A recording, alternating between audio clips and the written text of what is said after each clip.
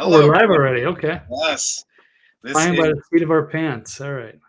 yes. Flying by the seat of Air Force One behind you, Blake. That is a nice visual of the Ronald Reagan Library up in Simi Valley, California. You've been Yeah. up there, right? I actually worked up there a lot in 2019. I had at least a dozen times that I have been in that building for a variety of different events. And if this event had taken place in 2019, yeah, I'd probably be working there. It'd be a cool event, but it's a great place.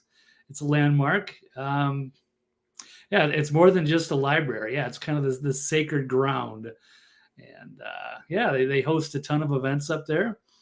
And I was fortunate to get that chance and to check it out myself.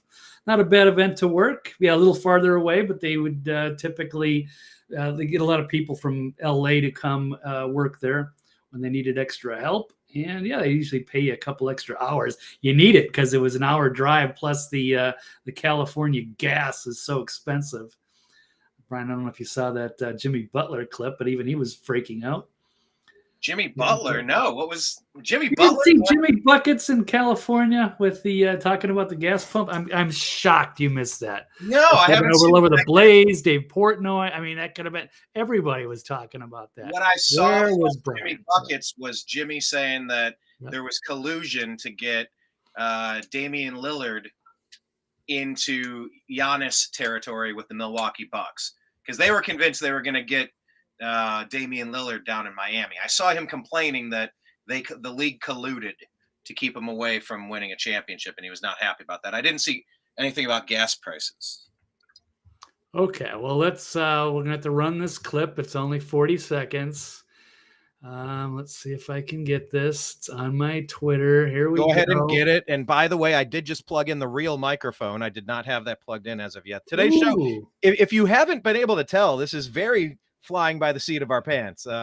Everything about this show is slightly different today. The time, just the fact that I got my first YouTube strike in 12 years today. Really? It's all first YouTube strike in 12 years. 12 strikes in the last 2 years. You know, well, maybe you're the problem, Blake. Maybe you're the one bringing me down. Have you ever thought about that? I'm the bad boy. Yes, Blake the bad boy. Okay, here, let me double click the video you were trying to watch. Oh, yeah. There we go. Okay, now we have him on screen. This is Jimmy Buckets. Yep, at the gas station in California. This is high-rate fucking robbery. Oh, of course. I think that's everything we need to know. Man. Oh, man. This is Brian. I'm trying to get some of this gas back. Hey, you think if I go in there and tell them that I put the wrong gas in here, they'll give me a refund? This is crazy. I'm going electric. Can y'all believe it costs $145 to fill up a Bugatti? Like, this is crazy, Avery. You feel me? You know, unheard of, man. I love Bugattis, man. You know, Brian, you and I can relate. We've got matching Bugattis, and the struggle is real. We've got Bugatti issues, but it just kind of shows that, you know, some people, even when they have resources, they're always going to be stingy. And that's why you keep your resources. Otherwise, you could be MC Hammer and blow through your loot, and then you got nothing. So what's more surprising, Brian, that the gas was $145 for 19 gallons, or that Jimmy Butler was listening to a little Dolly Parton and Kenny Rogers there, The Islands in the Stream, which will probably get us a copyright strike too. Oh, shit. Why not? That's right. Yeah, because we were going to get 1 billion views on this, and now we won't get any money. It was our one opportunity out of 12 years of doing media. Oh, my goodness. YouTube is going to take it from us. Jimmy Buckets, maybe he'll donate. Maybe he'll help us out. Everything about this Jimmy Buckets story is hilarious. The music choice, as you mentioned, yes, that was not what I expected. I didn't expect him to be whining about a few dollars of gas when he's driving a Bugatti. Are you kidding me? Everything about this story is perfect. I love everything about it. Thank you for bringing it to my attention, Blake. Do you think he's got a house in LA? Because why does he have his Bugatti in California if he's he plays for Miami and he's from Houston? He's also got a house out west. I don't know about that, but you didn't rent one. I wouldn't think.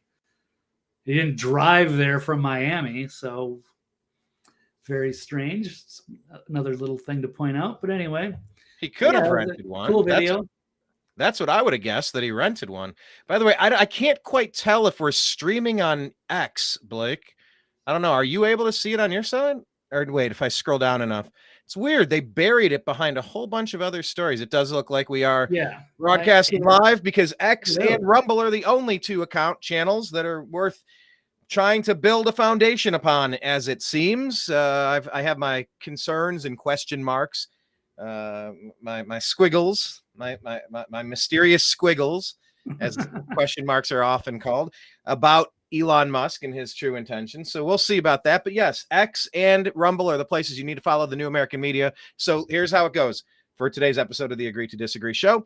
You follow us on X at American_media_. We're the New American Media. We're at American_media_. And on Rumble, go to rumble.com/the New American Media. Subscribe. We have to put the building blocks of the foundation there. Also on Spotify, the Agree to Disagree show. Find us, subscribe on those places, because fuck YouTube and fuck Facebook. Fuck you all.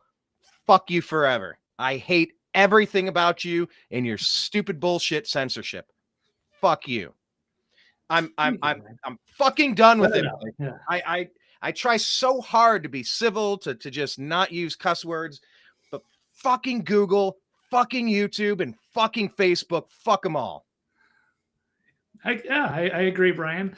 I can't stand Facebook. I spend very little time there, and YouTube has not been fair in a long time. They just blatantly do some shady stuff to us, and so they censored you. Also, it's nothing recent, right? Because if they can't get you for something recently you do, they go back, dig into your archive until they can find something, and then they give you a strike.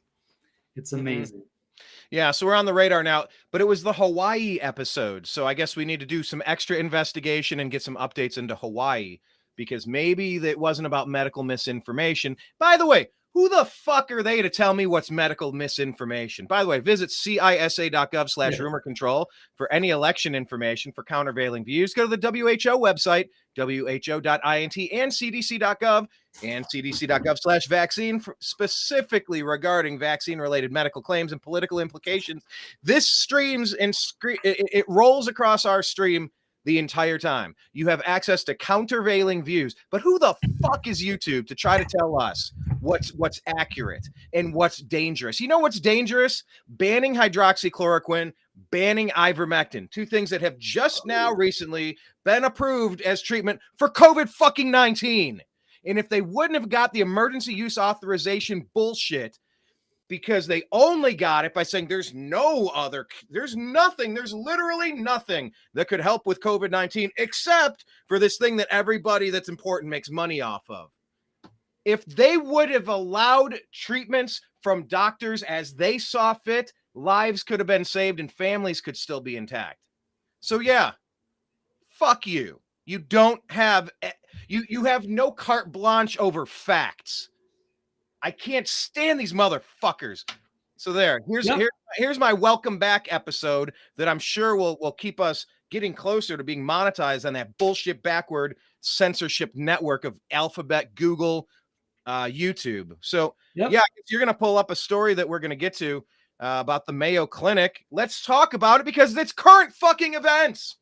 It's literally what's happening on Earth, and we discuss it because a robust conversation about important matters is what I believe in. It's what the New American Media fucking stands for. But YouTube says, no, you're not allowed to discuss things. Why? Oh, I don't know. We know why. But I guess I'll probably stop on the we know why, because that'll get us another strike from these stupid fuckers. So let's talk about this. Blake. By the way, follow Blake. He's Twitter X at TV's Blake Walley, Walley, and you can follow him on his homepage of thenextlevelnews.com. I did see that Blake's YouTube channel has now been suspended. I could not stream to that today. Again? I sent you the screenshot on Telegram. You can see it there. Also, follow the New American Media on Telegram. We're at TNAM and TNAM Chat, the New American Media. So let's get into the news. We can get to the debates in just a moment. What like link I've did I never put out? Yeah. I have never unleashed such a profound and pointed string of obscenities like I have today from these people that just censored me. I cannot stand being silenced. It just irks me to no end. I fucking hate this shit. I fucking hate this shit. Welcome to the club, Brian. Yes, but it's great to see you fired up here. Some passion. We yeah, need a little this. bit of passion. So we'll get to this junior varsity debate. We'll cover that in a second. I have points on it. I probably have a monologue I'd like to give, a moment or three. And we will also talk about Katie Hobbs missing in action, ? I think it was hard to pick the biggest story of the day between Fauci's links to the CIA and the censorship of medical treatment options. But we're going to start with this one because I guess we ended up here accidentally. Go to who.int and cdc.gov and cdc.gov/vaccine for countervailing views for the fucking assholes at YouTube that think they know better than the rest of us. Yeah, good point. Yeah, we got to call that out. But yeah, since that, I don't even know if it was in the stack or maybe it was. This is note that over the weekend, Mayo Clinic, they announced that hydroxychloroquine can be used as a potential treatment. But then 2 days later, after the Republicans or their conservative anybody or freedom patriotic people were saying, "Hey, look, the Mayo Clinic is supporting this," then they scrubbed it like 2 days later and say, "No, it's not a treatment for COVID." So they've already backtracked. It was that quickly. So it was on Sunday. Gateway Pundit reported Mayo Clinic quietly made an admission on their site that says hydroxychloroquine may be used to treat coronavirus in certain hospitalized patients. 48 hours later, they deleted their admission and replaced it with a statement that reads, hydroxychloroquine is not recommended as a treatment for coronavirus disease 2019.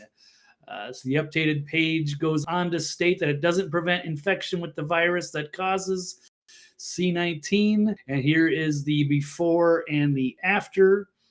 And looks like there was a lot of pushback from Zero Hedge. One day, scrubbed it, safe page. Again, they crumbled to the censorship and the big tech and the big pharma overlords. And yes, obeyed their corporate masters. And now they've won again. The deep state wins again, Brian. Aren't you happy? Is there anything that ever else happens on this godforsaken planet? I'm really just feeling it today. Yeah, sometimes you gotta get punched in the mouth to get fired up. So, congrats. Yeah. So, what is the medical misinformation here? Since both things were reported by the same place, Blake. Right? Just like when Fauci said masks don't work when they were trying to steal them. And then they said, oh, they do work because they were trying to keep you muzzled and they literally figuratively did not want you communicating anything. And then when it comes out, it's like a mosquito flying through a chain link fence. The particle size of the smoke in the fires in Hawaii, for example, by the way, look into what happened in Hawaii because I'm guessing since YouTube flagged that video, there must be more to Hawaii. So just always research more what they try to tell you can't. But when they said, oh, the smoke particles, they're too small. They get right through your cloth mask. So they're not effective in these situations. And you're like, the virus is much more tiny than the smoke particles. So you've just admitted, CDC, that this shit has never worked. They're fucking lying to us, Blake. Every goddamn day. Every fucking day. Every important fucking issue. Yeah, but imagine how our lives would be different if we weren't involved in this media stuff. If the media didn't lie all the time, what could we be doing? It would be different. It's amazing. This is like completely derailed our timelines. And yet we're still screaming about it over a decade later. And it sucks. And they're still holding us down to this day. Oh, let's give them another strike. They're going to dig into our archives because they can't get us because of the ticker. Which is a great idea. This is fabulous. It's worked till now because they really got heavy-handed in the last month or so with this because as they want to ramp up the fear for this next wave of COVID or what have you, and encourage everybody to get their fifth booster. I don't know what it is now or what other variants they're going to come out with, and the way they want to potentially lock us down has been theorized. So Blake, that Travis Kelce meme that you sent was unbelievable. Do we have that? Yeah, we'll have to pull that one up. But yeah, I'm shocked that he's sold out that badly. With all the money he's got, he's won 2 Super Bowls. He's basically got fuck you money, and he's gonna do. He's gonna sell out so he can get involved with. I guess he's with the Taylor Swift and the Pfizer. So well, remember he's also doing Bud Light commercials recently, and Bud Light. Oh my God, yeah. And he also took a knee in 2017. So this guy is just.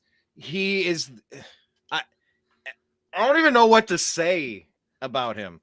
But your meme showing the both sides of it, saying he's definitely going to get his heart broken either way. Oh my God.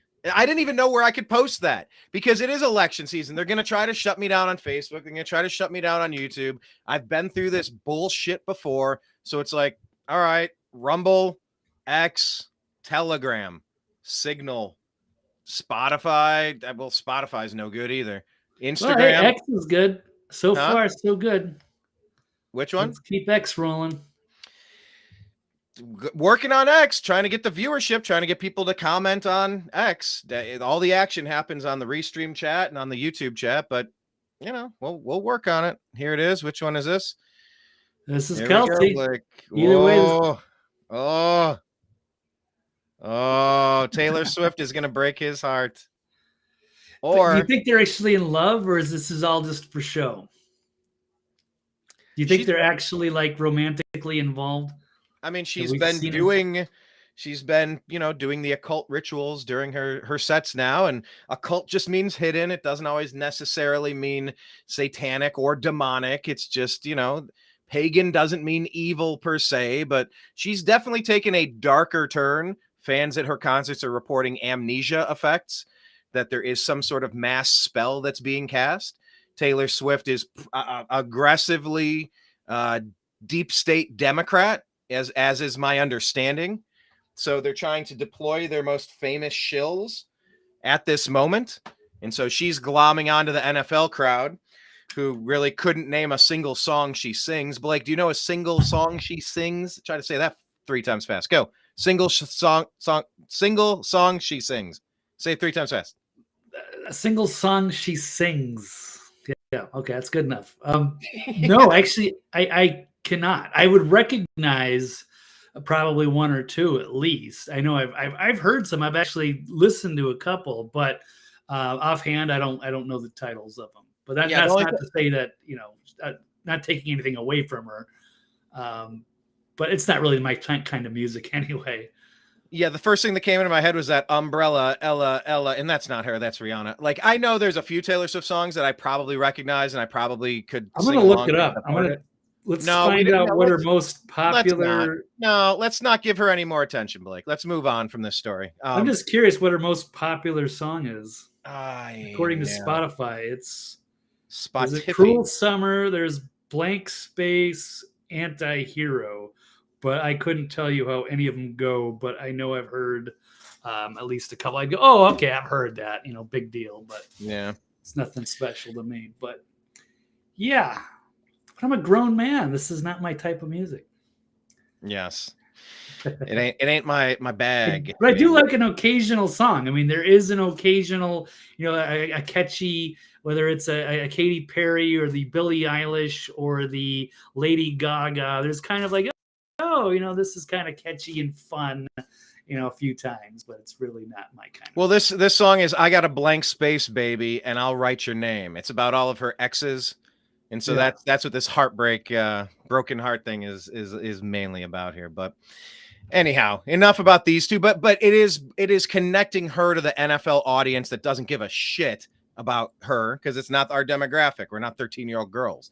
And then it's connecting Travis Kelce to 13-year-old girls who don't give a shit about football. So, I mean, it is a crossover, but these are Democrat deep state shills, 100%, without a doubt, Travis Kelce and what's her face. So, okay, we talked about the Mayo Clinic. They put it up there as hydroxychloroquine being a COVID treatment, and then they took it away 2 days later.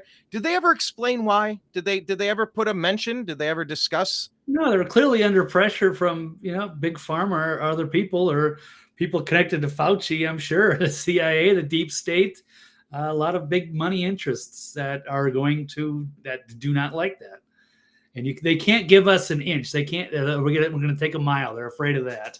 They're afraid of like the MAGA Trump patriots or conservatives scoring a huge victory, because that would be massive after they pushed that giant scare on everybody and demonized both hydroxychloroquine and ivermectin as effective potential treatments. Again, you got to check the ticker on the bottom for the World Health Organization or the CDC, and make sure you take their experiments. I don't know, they're interesting mRNA technology, but there's a lot of things to work out over time and to make sure those things are safe and effective.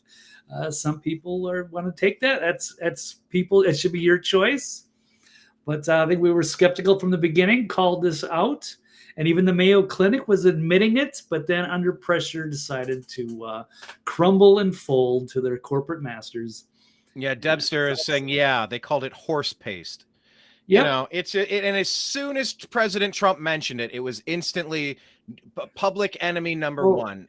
Injecting bleach. Yep. Yeah, they said he was injecting bleach. Then they actually deliberately, made Joe Rogan look like he was green. They changed the color scheme to make him look sickly because he was saying how the ivermectin had cleared him up in like a couple of days. So it's amazing the way they went out of their way to smear these people with bleach and horse paste. So that was your MSM, while they've tried to force everybody to take an experimental jab. Okay, well, let's get into the guy behind it. This is, we're talking about number one stories. There's so many things to discuss, but here, let's do a quick stinger and get into Fauci, because this motherfucker. Yep.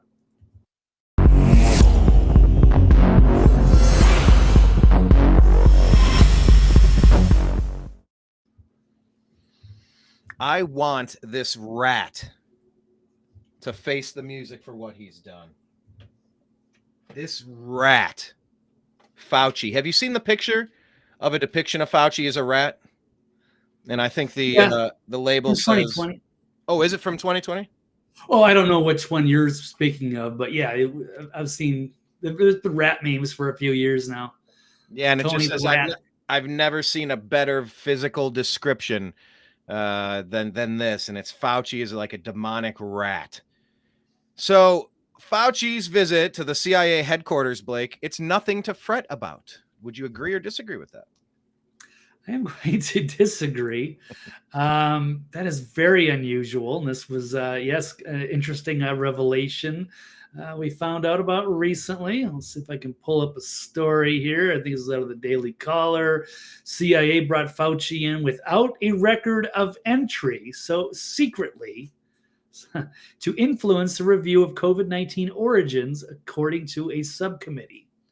So the CIA brought in Fauci to its headquarters to help influence the agency's reviews of the pandemic, according to a letter sent Tuesday by the chairman of the House Select Committee on the Coronavirus Pandemic. Fauci was then director of the National Institute for Allergy and Infectious Diseases, brought into the HQ, but a record of his admittance and entry into the building during this time is not available, according to this letter from the Inspector General of the Department of Human Health Services. So, Ohio Representative Brad Wenstrup underscored concerns that the COVID-19 may have originated from a biolab in Wuhan, and whether public health organizations and Fauci himself played a role in covering that up. So, yes, we've long suspected that is what happened. This did not naturally evolve and just spontaneously come out of a wet market in Wuhan. It came out of the lab that was nearby that Fauci was funding gain-of-function research in. Wouldn't that be all of that stuff? Rich chocolatey goodness out of Hershey, Pennsylvania, Blake? Right. The Jon Stewart, one of the best things Jon Stewart has done maybe ever in his career. Just describing the absurdity of that. So to what end, Blake? We all know that this came from the bioweapons lab in Wuhan. Anybody that's paying attention knows it. What is the reason why they're trying to lie about it? And by the way, look at cisa.gov/rumor control and who.int and cdc.gov and cdc.gov/vaccine, because it's almost like every issue that's happened in the past 3 years is connected to the lies so that they could manipulate reality to gain more power and control and demonize and destroy anybody in their way at all costs. So every one of these fucking issues is connected to the other. So why are they lying about the origin? Because then it would make them look bad? What's wrong with reality? Like what is the upside to lying about the origin of this? It's because it directly implicates Fauci in the United States, because it directly implicates China, and China controls the Biden White House, so we can't have that. Like who? Why the fuck is the CIA meeting with Fauci to then bribe officials to change their minds on things, to be like, the science is settled. I wrote him a check. See, wrote him a check. I settled the science. Cost me about 15 mil. Don't worry, the residuals on my jab. I can buy a lot of cheese for my rat face. Yeah, pretty much willing to sell out, and they didn't want. Yeah, exactly as you said. And they don't want this coming back on them, and it looks bad for us internationally if we found out that, or if the world knew that Fauci was funding gain of research in this lab, and that this was basically indirectly kind of his fault, and they were involved in the cover-up. That would be very, very bad for us. Much like, if we got busted, blowing up the Nord Stream pipelines and trying to blame it on Russia. So this would obviously cause an outcry throughout the world and put his administration under fire for what they're doing. This is criminal conspiracy at the highest levels and our highest paid federal worker. So, Mr. Fauci. It's treason. It's mass murder. We're waiting for the genocide, the Nuremberg 2.0 trials for genocide. This is the most disgusting, evil act that I've seen. It was to overthrow a sitting president, to just ruin families that can never be rebuilt. Just destroying lives, destroying families, and just pushing this corrupt, bizarre, terrifying Orwellian lockdown to just try to get people used to being dominated by bad people. It's all in this story. Everything is this story. Like So what is the resolution here? I know you pulled up another one. So somebody in Ohio is like, well, this raises concerns. Okay, so what is next? They're going to do another inquiry, or are they just going to indict the guy? Is anybody just going to indict them? Is anyone in the inside of the CIA going to blow the fucking whistle and bring the creeps out? Or it's just going to be a lot of circular talk and nothing happening? Fauci sipping on a Mai Tai somewhere on your dollar, laughing at your dead family. Right. Well, they look at us as, overpopulated. So that could be part of it. And he's just doing his job. And this is, there's a solution to cull the herd, perhaps. But we rolled part of this clip last week. I know we had issues with the internet, probably didn't run the whole thing. But I was curious because why was the CIA also at a pandemic simulation event in October 2019? I mean, you could really tie, Bill Gates and, Fauci and the CIA together trying to simulate this event 201 and what could potentially happen. So there is something alarming that we all need to face. Let's try to run this clip again from Ben Swan, and this is RFK Jr. Discussing this very thing. And of course, his CIA perhaps allegedly assassinated his uncle and maybe even his father, to blame it on Sirhan. But that's a story for another day. Let's roll. Called Event 201, a pandemic simulation that... Oh, of course not. Ryan, I'm going to try to send this to you. Place in October 2019 in New York. What is the CIA doing in a pandemic simulation? They're not a public health agency. What they're talking about is using this pandemic as a pretext for clamping down totalitarian control. And the first thing they said is, we got limit free speech. We can't allow people to criticize government policies. We cannot allow people to talk about a lab leak. They're doing this in October of 2019, before anybody of us have ever heard of Wuhan. I believe in the idea that we shouldn't be trying to control communication, but rather flood the zone in a sense with a trusted source. Things we want to do is Trusted source. trusted telecommunication companies to actually ensure that everybody... Trusted source from telecommunication companies, YouTube, CIA, and Google is pretty much tied at the hip with the NSA, CIA. And we've got, and then of course they've embedded alphabet agencies that wanted to protect America and Americans. Was that CIA ever a thing?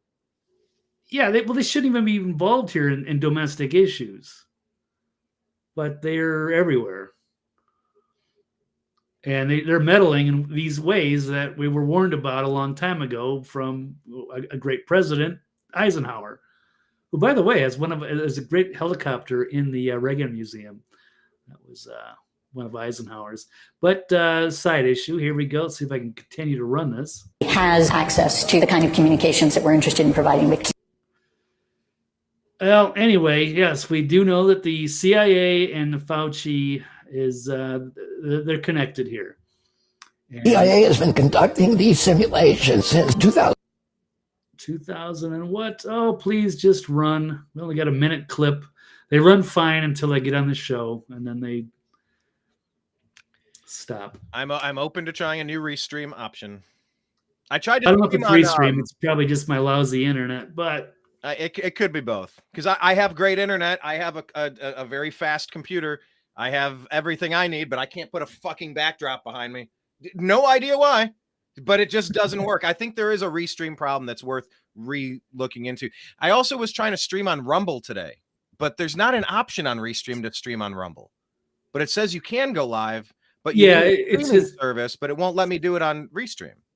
It's a custom link. It's not, they don't have Rumble listed as a destination, but it's like a custom RTMP or something like that. So is there a way to set it up so that it can restream? Yeah, but you have to have a minimum certain number of subscribers on Rumble in order to stream there. It's not fully integrated yet, but okay, it's on its way. So hopefully soon. Try the rest of this video here. Give it time to buffer. All right. Yeah, it never buffers. One, they're practicing how do we use the next pandemic to execute a coup d'etat against American democracy and against the Bill of Rights. And that is very, very worrying. Of course. Everything that they modeled, they did. Well, I think that's pretty much it. There's only 5 seconds left. Okay. But yeah, it's curious. No, it's over. So Fauci's visiting CIA headquarters, and there were several. What are we? Fucking hell. Yeah, well, this is worried about the military-industrial complex and what would happen, and we're seeing it. And we also had, John F. Kennedy, allegedly saying he wanted to splinter the CIA into 1,000 pieces and have them scatter them to the winds. Yeah, this is the kind of stuff that they've gone rogue. This is the deep state fighting back, and they probably took out the president, and they're controlling it. And yes. Then they run the Democrat Party and they run the Rhinos. They run the Republican Party. They run both. Yeah, well, they got Ronald Reagan got in, as we see, but then they put in George W. Bush, a creature of the CIA, who was probably running things, especially in the second term. So they had to control him, and they had to try to assassinate him, keep him under control. They didn't kill him, fortunately. But that was almost Bush right there, right after the assassination attempt. So, yeah, they control that. And Trump won again, so that kind of threw them off, but 4 more years. But now they're really trying to destroy him, too. They don't want him coming back. And that's my point that I have to say about this junior varsity debate that we saw last night. But let's get to that in a second. I just want to cover this other interesting story, new developments. Here we go.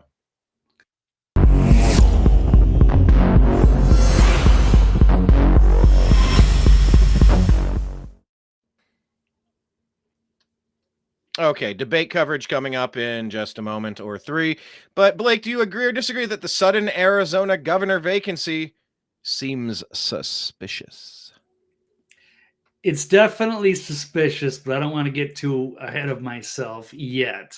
But that was a huge breaking story late last night, was that Governor Katie Hobbs had vacated somehow, and then she had been replaced. Allegedly temporarily. A lot of people want to speculate that maybe this is her finally getting in trouble for alleged, election interference and fraud as the sitting Secretary of State trying to take the gubernatorial position there in Arizona. And she's been dismissed. But I've also heard that she's went to Taiwan all of a sudden, like a spontaneous trip. So I don't know what she's doing over there, or why the sitting governor of Arizona would just suddenly go to Taiwan. It's a strange story. So, but I haven't heard any new developments yet. I expected the Gateway Pundit to be full of articles blasting her and going in after the election stuff, but I haven't quite seen that. So I don't even know. I thought I had a story. Here we do. I do. And by the way, Brian, you might have something.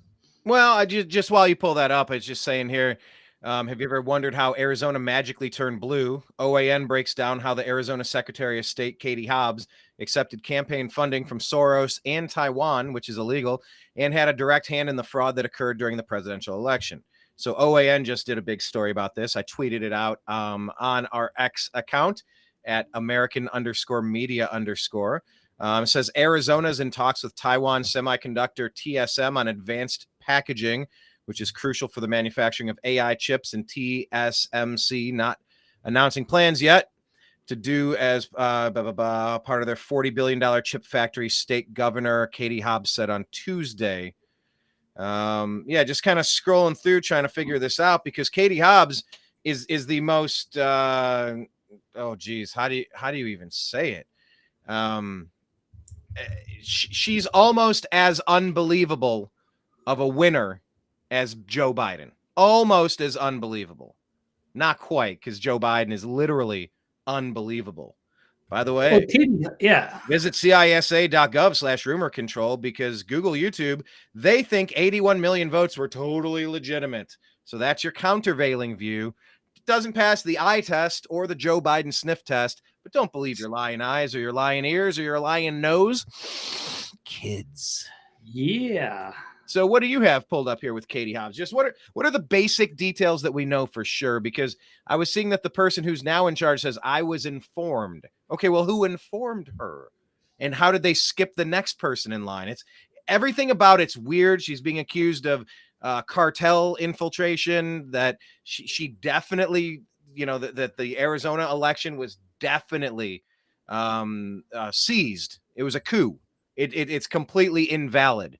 And court case after court case and trial after trial, they're trying to just get it reversed, and they're just kind of holding out. And you're going, how in the world did Arizona go blue? It just doesn't make sense. But anyway, back to this. What do we know, brass tacks? Well, right. We know that Kari Lake was up by 11 points, was expected to win, very popular. And then a lot of shady stuff happened. And then somehow Katie Hobbs emerged victorious, even though there were a lot of alarming red flags that didn't make any sense. And they clearly manipulated something in Maricopa County, because a lot of people were having trouble using the machines and the ballot scanners. And they basically really sabotage things for the people that were actually showing up on election day and not checking all of the mail-in ballots. But anywho, what we've had recently is it's continuing to fight this behind the scenes. We don't covered it a lot in the last few weeks, but there is still a fight for that seat. It's not a done deal yet, so she could be removed for election interference as they dig into this and unravel all of the corruption there. But we have a weird development. Arizona's GOP, so a Republican treasurer, says she won't appoint a new agency heads as she steps in as acting governor. So acting like she's, kind of like temporary, it's a thing, or she went to Taiwan for a week. I don't know. But why would this even become an issue of, appointing new agency heads? That's a huge thing. Like if she's only going to be gone a week, why would you have to name, 13 new people for state agency directors? Why couldn't you let the existing infrastructure stay in place and just have, the lieutenant governor step in? So this is bizarre, but I'm not sure. I don't want to get my hopes up yet. But here we go. Arizona Treasurer Kimberly Lee has vowed not to appoint 13 nominees while temporarily serving as acting governor. In a statement, Ms. Yee, who is actually fourth in line in the governor's succession, said she'll be serving as acting governor from the evening of September 27th, which was last night, until mid-morning. That's today, on the 28th, while Katie Hobbs is out of state. She stressed that while she is pleased to step in this role, the governor will eventually be returning to the state. Yeah, that's weird. Why would she announce that? Like she's basically going to go to bed, right? Like, hey, I'm going to be governor temporarily. And then she's what? Kind of go to bed? And then the next morning, Katie Hobbs is back. Why would they need to go through all of that? They didn't even. I don't even know why they would have to even announce all of this stuff. It's very strange. So, Brian, I can't remember a story like this before, where a governor is, went out of town and then had to let the treasurer, the number 4 person from another party, take over, like temporarily.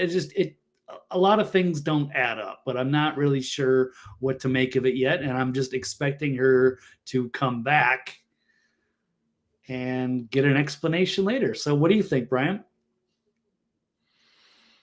I pray. I pray that justice will be served in so many regards, Blake. I don't know what to make of this exactly. I know that, our video about Hawaii, is Hawaii under attack, just got censored. So it makes me want to investigate that topic more. I see Katie Hobbs disappearing for a little bit. It's really weird. It's so weird. Everything about this is weird. Where was her press release saying like, hey, here's what's going on? She's being accused, what I believe to be rightfully so, of treason, of staging a coup to overthrow the duly elected gubernatorial body of Arizona. I pray that we find out what's true. I wouldn't want somebody like Katie Hobbs to suffer if any of this was untrue. But this is on the heels of watching President Trump suffering all of these indictments on shit that's untrue every damn day. So I'm not saying eye for an eye. Well, you're going to be unfair to one person, we should be unfair to others. I'm not necessarily saying that. So what do I think? I don't know what I think. I think this is weird. I think it's weird as shit. What do I hope? I hope that she's been arrested. I hope that she's on her way out. I hope that this is enough. That the judges, the rulings, the powers that be, there's enough hardcore evidence that she's been rounded up, and that this is the part of the process where she is removed. She's indicted for treason, and she suffers the ultimate fate for treason. there is a severe penalty for people that want to see harm come to the United States, such as through open borders, such as through, allowing criminals back out on the streets to harm good people. All of these things are dereliction of duty, and it's treason. Cozying up to the cartels. That's one of the big things. She's working with the Sinaloa cartel, keeping the border open for her own corruption so that she can be in power, so that she can feel powerful. And we have a serious problem now with 4 to 10 million, 4 to 12 million, 6 million, 8 million, nobody knows, people that have just invaded America. And there's some states, some counties, some places that are trying to give them identification so that they can vote, so that they have a role in voting in our elections. Our elections. Non-resident invaders. Blake, it is like we are flashing danger, danger, danger with the bright lights. The sirens are whooping. We're in a World War III that hasn't been declared, and we have foreign and domestic enemies. The domestic enemies are probably the worst among them. Oh, yeah, definitely. So, people that are ruining their own country from within for their own personal enrichment. Yeah, it's pretty sickening. And remember, Arizona was one of those suspicious as fuck states that at the same exact time, 6 states just said, woe is me. I think we need to pause. We need a temporary where we pause this election. Oh, it's so complicated. First time ever. Oh, I don't know. I don't know what voice I'm doing there, but it was like part baby, but part Asian baby. Yeah. I don't know. Anyway, like I was trying to do goo goo gaga talk, but I don't know. It came out a little weird. I think I blurred 3 impressions together, but Arizona was amongst the most heavily suspected to be corrupt states in the 2020 election. And then Kari Lake, one of the best candidates I've ever seen ever in my life. Way ahead, exactly what Arizona wants and what Arizona needs, somehow loses to this. Well, she's a cartoon character. She's got the lefty glasses. She has the SJW persona. She is out of central casting. She's a more Caucasian version of AOC. She's dumb as a box of rocks. She wears her glasses. Really just female in glasses and dumb as a box of rocks. I guess that's all it takes. But it's been literally unbelievable that this person defeated Kari Lake. And so everything about the Arizona situation, it smells rotten. Something's rotten in Arizona. Something's rotten in Denmark. Something's rotten in Tempe. I don't know, pick your phrase, but I don't know what's going to happen here. My first instinct was like, well, is she getting like a boob job or something? You have to temporarily be out you're sedated for a couple hours because don't forget, or a wisdom tooth extraction. It didn't have to be a boob job. But by like some medical procedure where you're put under anesthesia. So you are literally incapable, pretty much like Fetterman or Feinstein or McConnell. I think McConnell's faking something. I don't trust McConnell at all. But remember, Kamala Harris has behind her title or like her legacy, she will always be the first female president of the United States. If you don't count Barack Obama, but she was the first female president of the United States because she was president when Joe Biden, he had a procedure done. And so she was temporarily sworn in with those powers. Right. So imagine if that happened, except Speaker McCarthy took over or, whoever number 4 is on the other party. So that is what's just crazy about this. And as MJ Sedona, this is in her backyard. She stepped down as governor, replaced her with the number 4, a Republican. That should mean the election was not valid with Democrats. Yeah, why isn't the vice governor? What is it? Not the vice governor. I said it earlier and I already forgot. Lieutenant governor, right? Is that the number 2? Yeah, sounds right. So why isn't that person running or in charge? So it's something very strange. So we'll keep an eye on this. But yeah, if she should be removed for whatever reason, it should be no surprise. Everything was shady about that election. It's been really bad in Maricopa for years. So I don't know if she has stepped down, as Jocelyn is saying. Yeah, we don't know. We can't confirm that, but she's not in power. Is she in Taiwan? Is she getting a boob job, as Brian says, or whatever, getting some kind of cosmetic surgery? I don't know. Yeah, call it a nose job. Right. I don't want to think about Katie Hobbs and her boobs. Thank you very much. She's one of the biggest boobs in all of government. Anyway, no gender attached. It'd be hilarious if she Kenneth came Beast. back with just like these cartoonish, like double E boobs or something. Like, what was that guy that Canadian teacher, shop teacher? Yeah.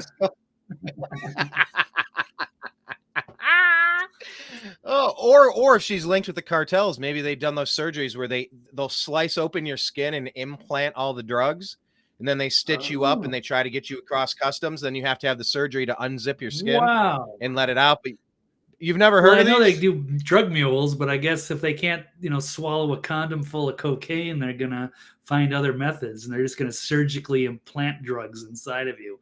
That's pretty terrifying. So that could be what Katie part Hobbs of her is doing. deal. That could be that. Yeah.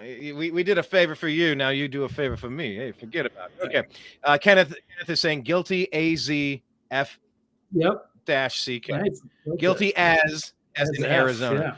So anyway, okay. Well, we're just gonna keep an eye on the Katie Hobbs story. We'll give you more as it comes up. But I smell something rotten in Tempe. Something rotten in Phoenix. So we shall see. Arizona Senate equals RICO indictments against Katie Hobbs. Fingers crossed. That's what Jocelyn is saying. It's time. I cannot just keep waiting for another shoe to drop. Everything is obvious. We see who the criminal cartel is. Just go. Do something about it. All right. Next topic.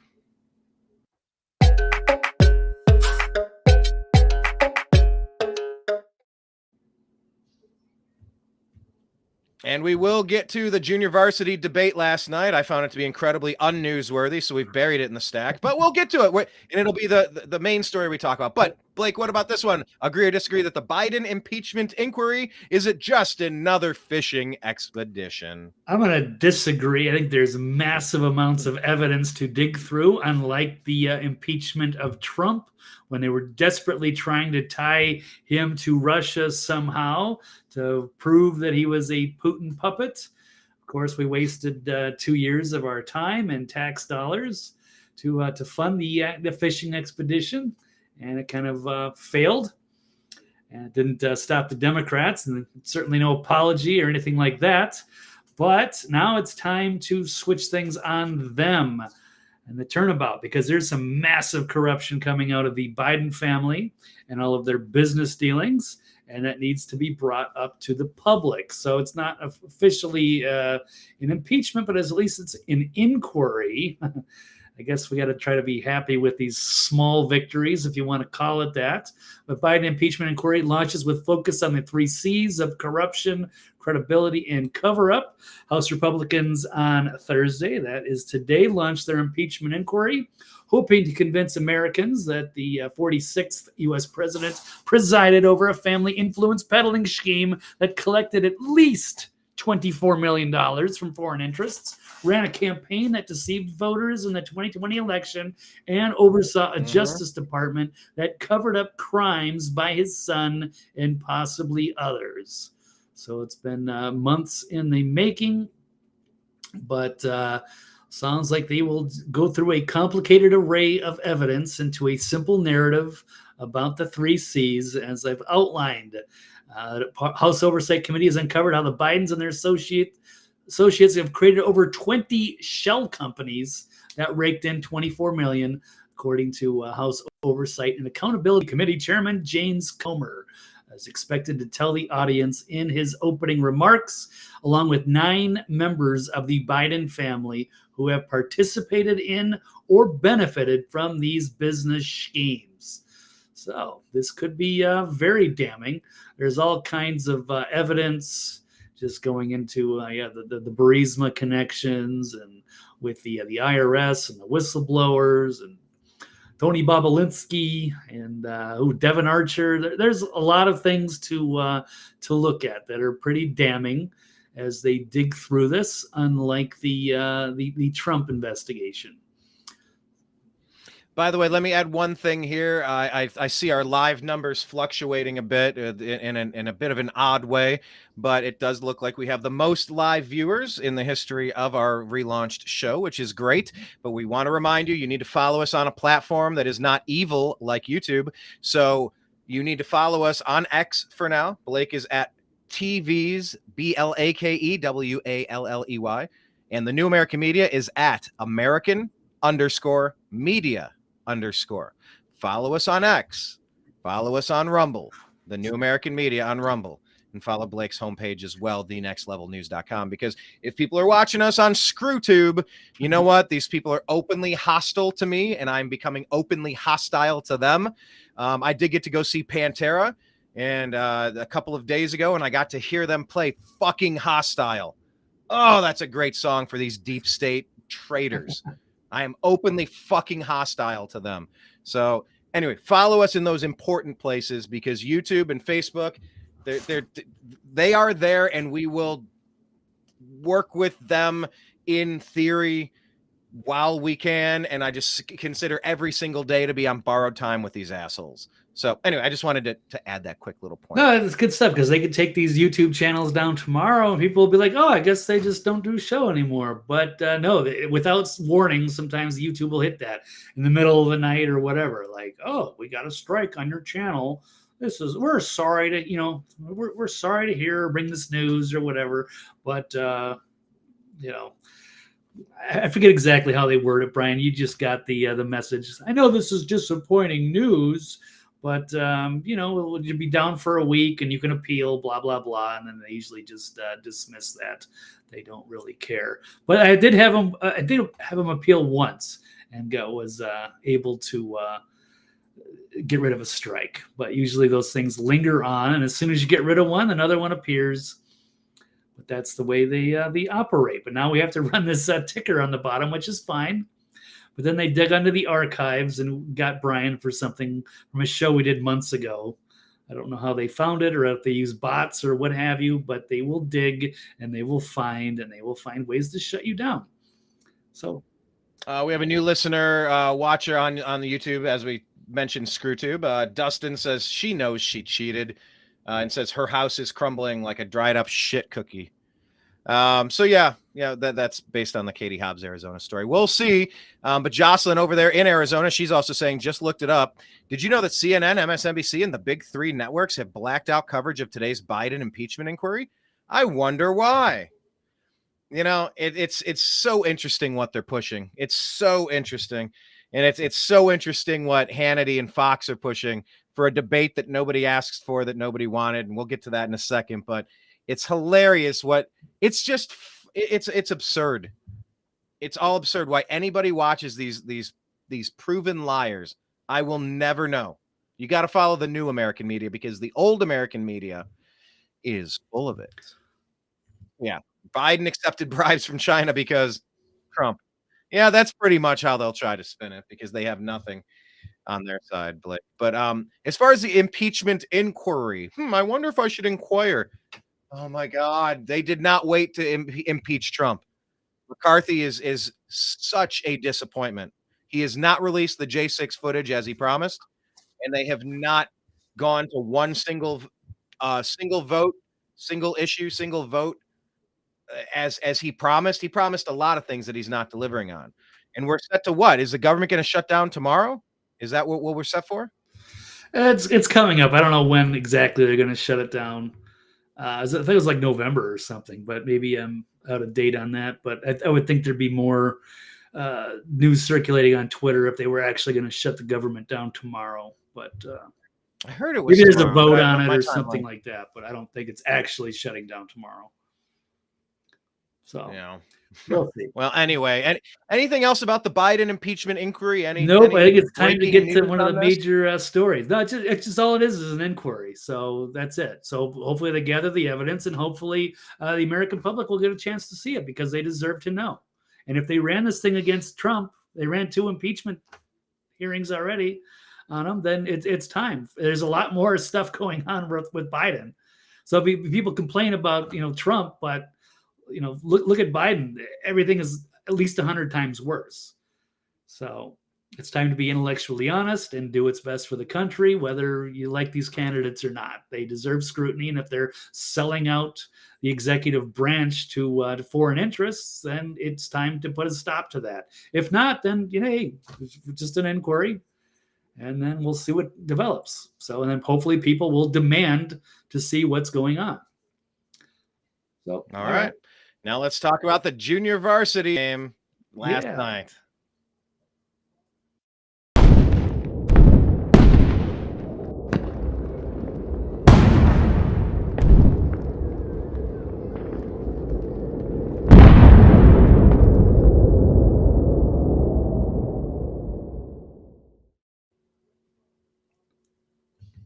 All right, we're going to get to the story that it was shown on the thumbnail of today's episode. Sorry. And if you notice on that little stinger, that little New American Media stinger there, the American flag is upside down. Blake, you're the king of upside down, or you're the king of t-shirts, political t-shirts.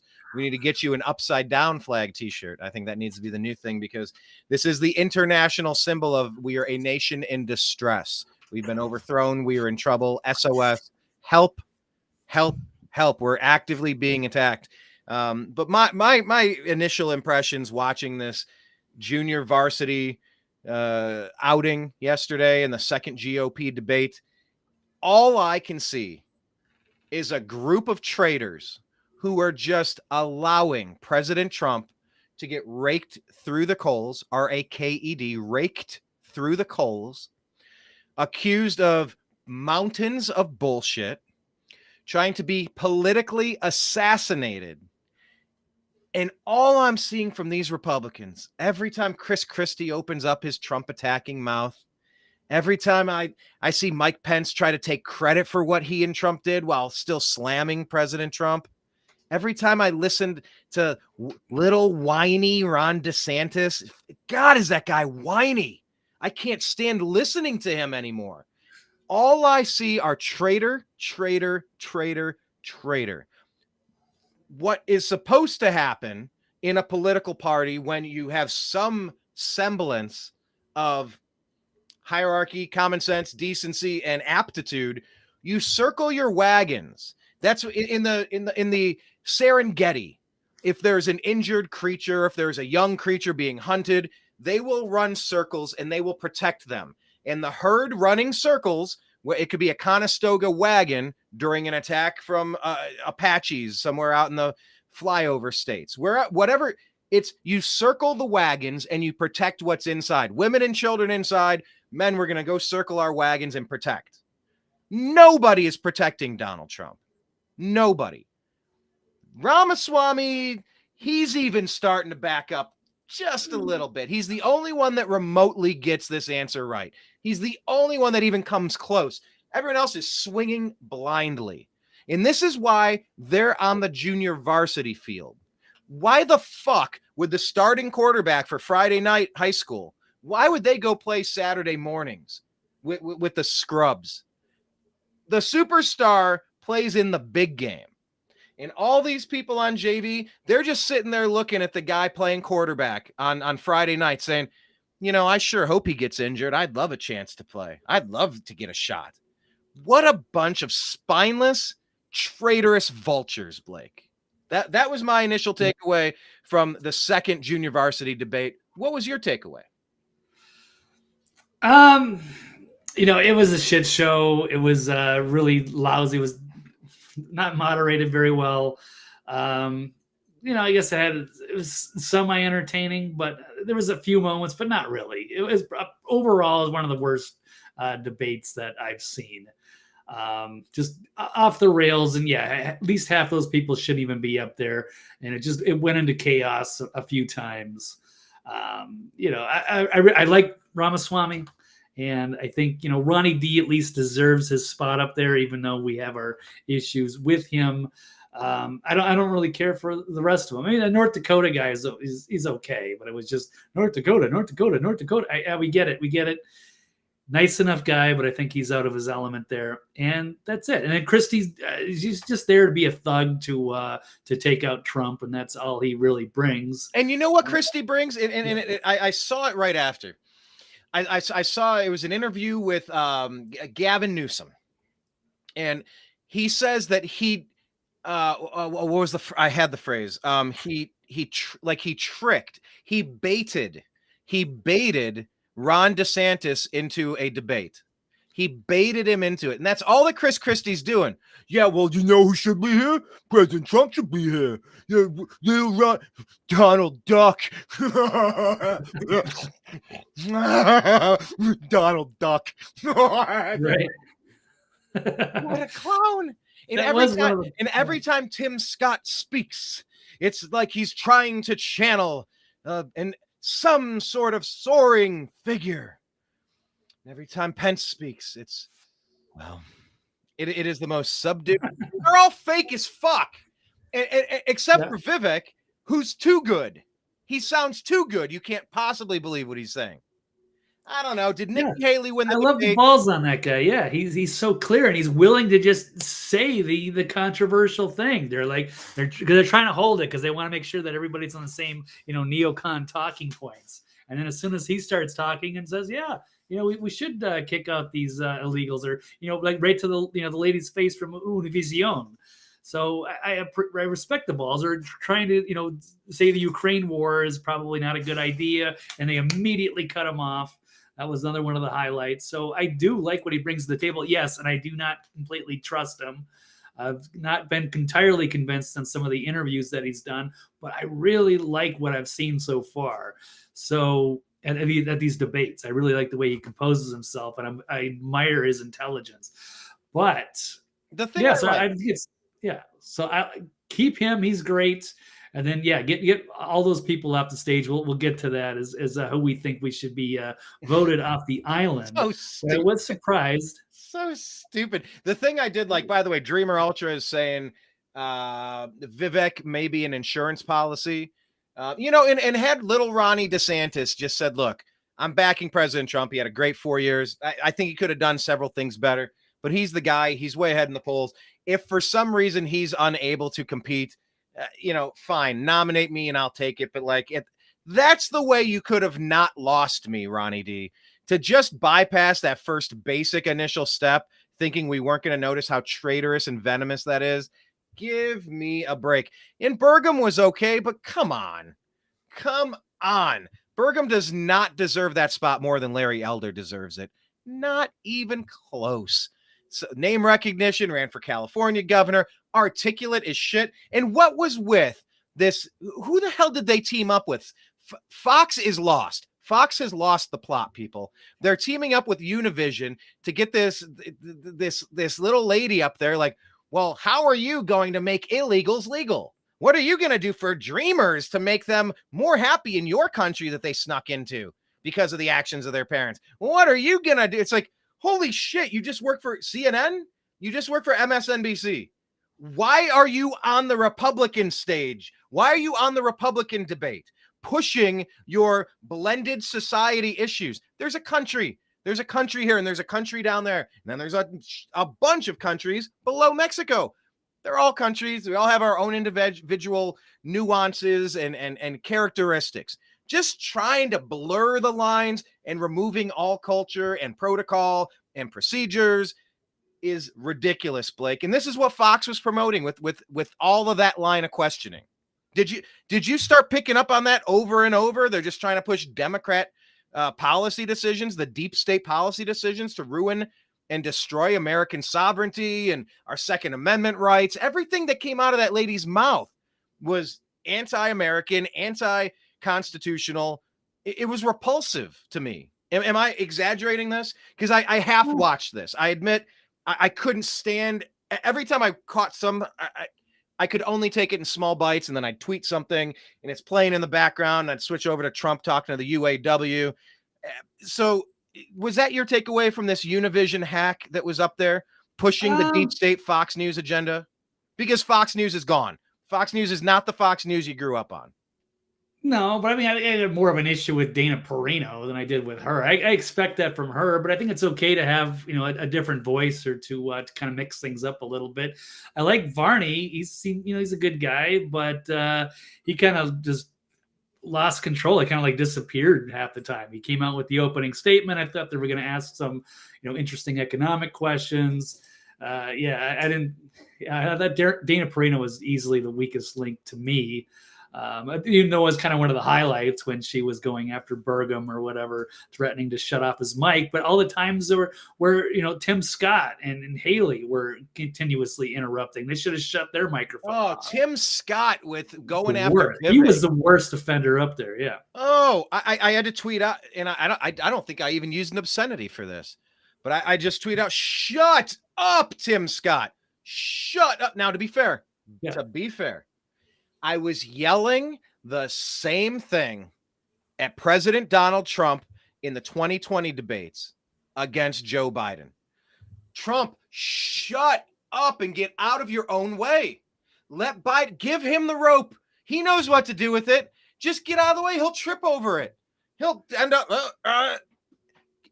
Trump would not shut the hell up, and it became too much. Trying to just dominate for the sake of domination, that's not always a win. It's not always a winning strategy. I see you pulled something up here. Let me double click it, Blake. Oh, yeah. Thank you. Yes. Gotcha. Go ahead. It's just a quick clip out of the Daily Caller just to show, two of the worst offenders for interrupting. That's why it went off the rails, and it was just poorly moderated. So we can check out a little bit of this. Ambassador, you literally put $50,000 on curtains and a $15 million subsidized location.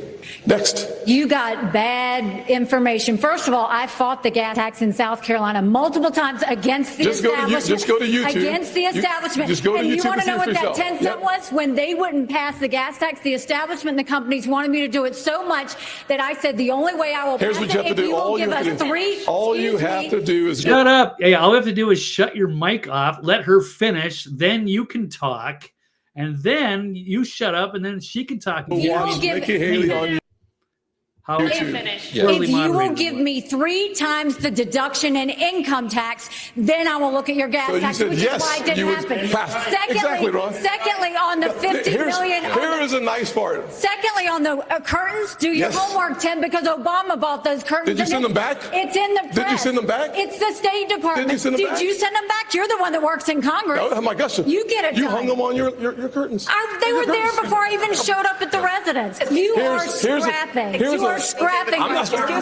You know I fought Here's a fact. Here's a fact, though. I cut taxes. I loaded up our You wanted a gas tax increase, and then you wanted Ladies and gentlemen, we do not intend to go ahead like this. In fact, we're about to take a commercial break. We'll have more of the second. And then all of a sudden you'd have Burgum, reaching out from over the interrupting to North Dakota from the end. Constantly. I mean, everybody should have their, a chance to speak on certain issues. And I don't like the way they format these things, but they have too many candidates, and it's probably time for a couple of them at least to step away so we can focus on the ones that matter the most, I would think. And speaking of that, Brian, I know we don't have a ton of time. I've only got maybe 10 minutes left, but we'll get to this the poll here. So this is part of the question here. Do you think Nikki Haley was the winner of the second Republican debate? No. And I think most people tended to agree on that one. And I will pull up the old Matt Drudge and his famous polls after these debates. And according to them, with 34,000 votes, it was Nikki Haley, 37%. DeSantis with 22 and Ramaswamy with 18. So, yeah, Pence and Scott were awful. Hang on. We got to pull this up. Hold on. Oh, okay. Remember, it's a double click now. Okay. Oh, yes. The two-step, the two factors. Remind us again, it was Haley at what percent? DeSantis at 37% for Haley, even though Matt Drudge gets a fraction of the traffic. This used to be like 340,000 votes or something. It seemed like it was just insane the amount of traffic that they got. Not anymore. Now it's just basically down to the never Trumper neocons that continue to listen to Drudge. He's become pretty irrelevant for a lot of us lately, but it's still a major poll, and they think that Nikki Haley won. Yeah, she did get a couple of zingers in there, but I mean, it's just this total deep state, neocon talking points. That's all that she seems to do. And of course, one of the big highlights was Haley knocks Ramaswamy over his stance on TikTok. We'll run this one. So Nikki Haley slammed her rival Vivek over his presence on TikTok, the Chinese video sharing app that has attracted criticism. The 38-year-old Vivek is the only candidate so far to have joined the platform after he called it a tool to help Beijing to push a digital fentanyl to Americans. Candidate credited YouTube influencer Jake Paul for changing his mind, arguing the platform is critical in reaching out to young people, but that's where she got to intervene. Let's see if we can run part of this clip. Who do you side with on that one? No, I'm not hearing anything if you're playing it. Oh, you're not hearing anything on this? No, nothing. Still nothing. Oh, that's weird. Let me try it again. What they're doing is these 150 million people are on TikTok. That means they can get your contacts, they can get your financial information, they can get your emails, they can get just say. That was funny. She just jumped in though to interrupt because he couldn't finish his point. But this is the second time that she did that. They teamed up on Vivek this time. They teamed up on him. They really ganged up on him. Yeah, and the worst, I think, offense, of course, was when he got to speak on Ukraine. This one really, this enraged this person. It also enraged me. This was the part of the time where I was screaming at the TV for her to shut up. But this is what happens when these warmonger neocons, and they get a different point of view, and they automatically just shut them down so that they can look good for their corporate overlord. Putin's an evil dictator does not mean that Ukraine is good. This is a country that has banned 11 opposition parties. A win that has for Russia is a win for not China. True. We're driving a win Russia. For Russia excuse is me. A win for China. Excuse me, Nikki, you'll have but a chance. I forgot you like China. That's why you're. Look at that. I mean, this is his turn to speak. We want to hear what he says about the Ukraine war, and that is a very good point. We could say, Russia is bad, of course.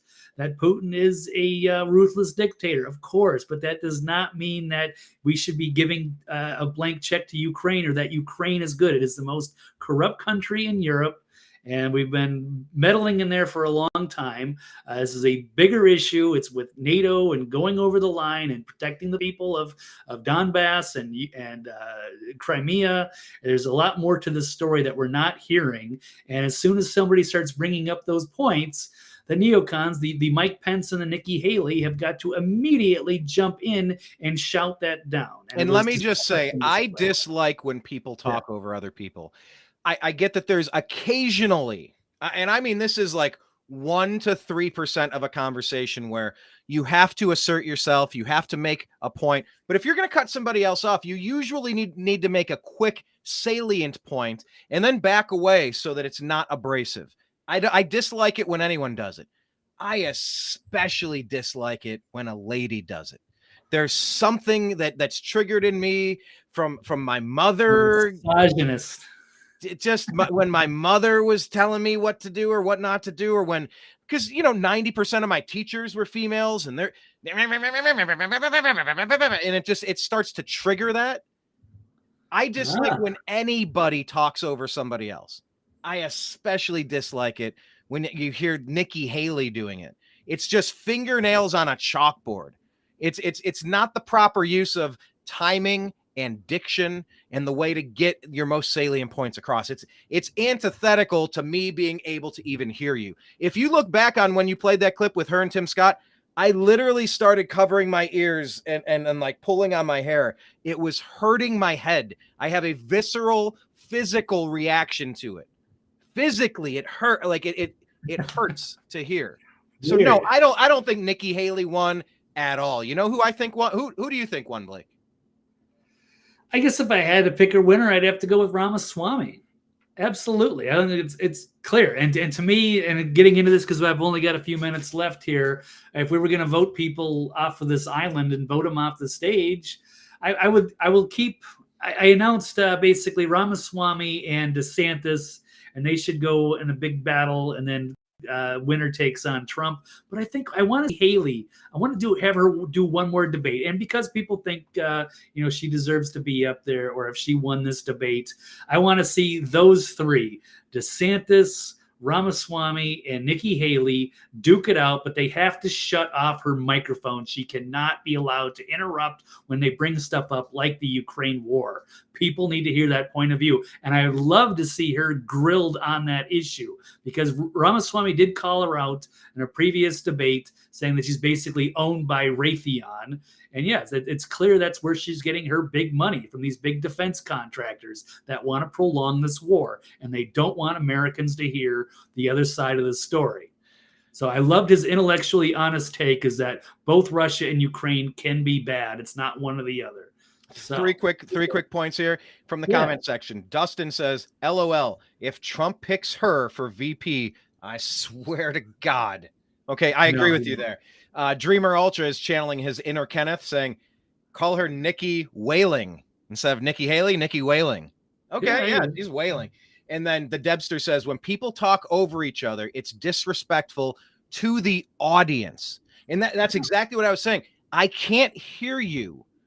I shut down physically. It hurts my brain to get too much of that. A little, it's a dash of saffron. You don't dump a pile of saffron, and it's just like that. It's two little sprigs. A little goes a long way. But as far as who won the debate, I put the poll questions out on X at American_media_, and I still think President Trump won by not attending. Him going to the UAW and saying some, he wasn't particularly pandering to them. He was saying what he normally says about unions, that they're killing the goose that lays the golden eggs and they got to renegotiate. You know what? Trump is smart to do that.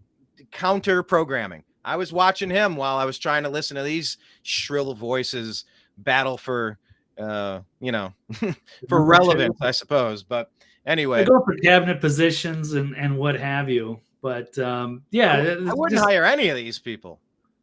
Maybe Vivek, and maybe North Dakota guy's nice. You could have him do something, but I mean, he's out of his element. North Dakota is a fine state, but they have a fraction of the population that most other ones do. And he's a businessman, and he's qualified in his own way. But to try to go from North Dakota governor or whatever to the major office in D.C. there is a big. That's a big gap. I don't think he's quite ready for prime time. But yeah, it's good to have some alternative voices, and I'd certainly rather have him there than some of the other people. Right. But I don't think he's going to catch on. Well, nice man. Well, I think we're at that time. Did you have any parting? I saw you toss a couple stories. Any quick hits on your way out the door, or you got to bounce this particular second? Yeah, I pretty much got to go here. Minutes. But I think we kind of covered that with the pointless screaming match of the chaos-packed GOP primary debates. And who we'd vote off the island. We'd trim it down to, it's DeSantis, it's Vivek, it's Haley. There's nobody else. Yeah, we can call this. But we should call it anyway. They need to circle their wagons and protect Donald fucking Trump already. Like this. Well, Ramaswamy does. Yeah, Vivek does. And so I think if there was going to be a VP, I do like Vivek, but there are some issues I don't entirely trust. He is saying the right things, but he could be kind of the GOP Obama, where we don't quite know enough about this guy, and we're going to find out too late. And he was just telling us what we wanted to hear. And then he's going to crumble for whatever interests are pulling his strings. I don't know. I've seen a lot of good stuff, but I've also seen him fail in a couple of interviews too. And if you think going from North Dakota to the White House is going to be tough, how about you go from a failed tech startup company that sold a bad Alzheimer's drug and made yourself filthy rich in the process to the White House? That's like from nowhere to somewhere. That's a big leap. All righty. Well, it was been a pleasure, Brian. Wish I had a little more time, but it's time for me to run. thank you so much, everyone, to be here. It was a great show, and I look forward to doing it next time. Yes. Brian, I sent you a couple of stories just because we can fill up whatever topics we didn't cover, and I'll let you carry us out, and we'll see you next time. So tell everybody where to follow you again, Blake. TV's Blake Walley, Twitter, and nextlevelnews.com. All right, see you later, guys. I'm out. Deuces. Goodbye, Blake. Thank you again, sir. Follow him in all the spaces. Yeah, make sure you're following the New American Media on X at American_media_. On Telegram, we're at TNAM and TNAM Chat, TNAMCHAT. Telegram is a site that we're allowed to be ourselves as well. They're few and far between. We're on Truth Social, so we'll put our stuff on Truth Social and on Spotify. I mean, we've had problems with YouTube, with Facebook, with Patreon. It's just, you know, you reach a point, man. You reach a point. So yeah, we talked about who was going to get voted off the island. Let me pull this off of the ticker here and get to this story. This is interesting. It's good, but it's not enough. So, excuse me. This is about the Canadian Speaker of the House who has quit following a Nazi scandal. Look at that. Look at these goofy pilgrim. What are they wearing? Are these ties? Ugh, these two. Ugh.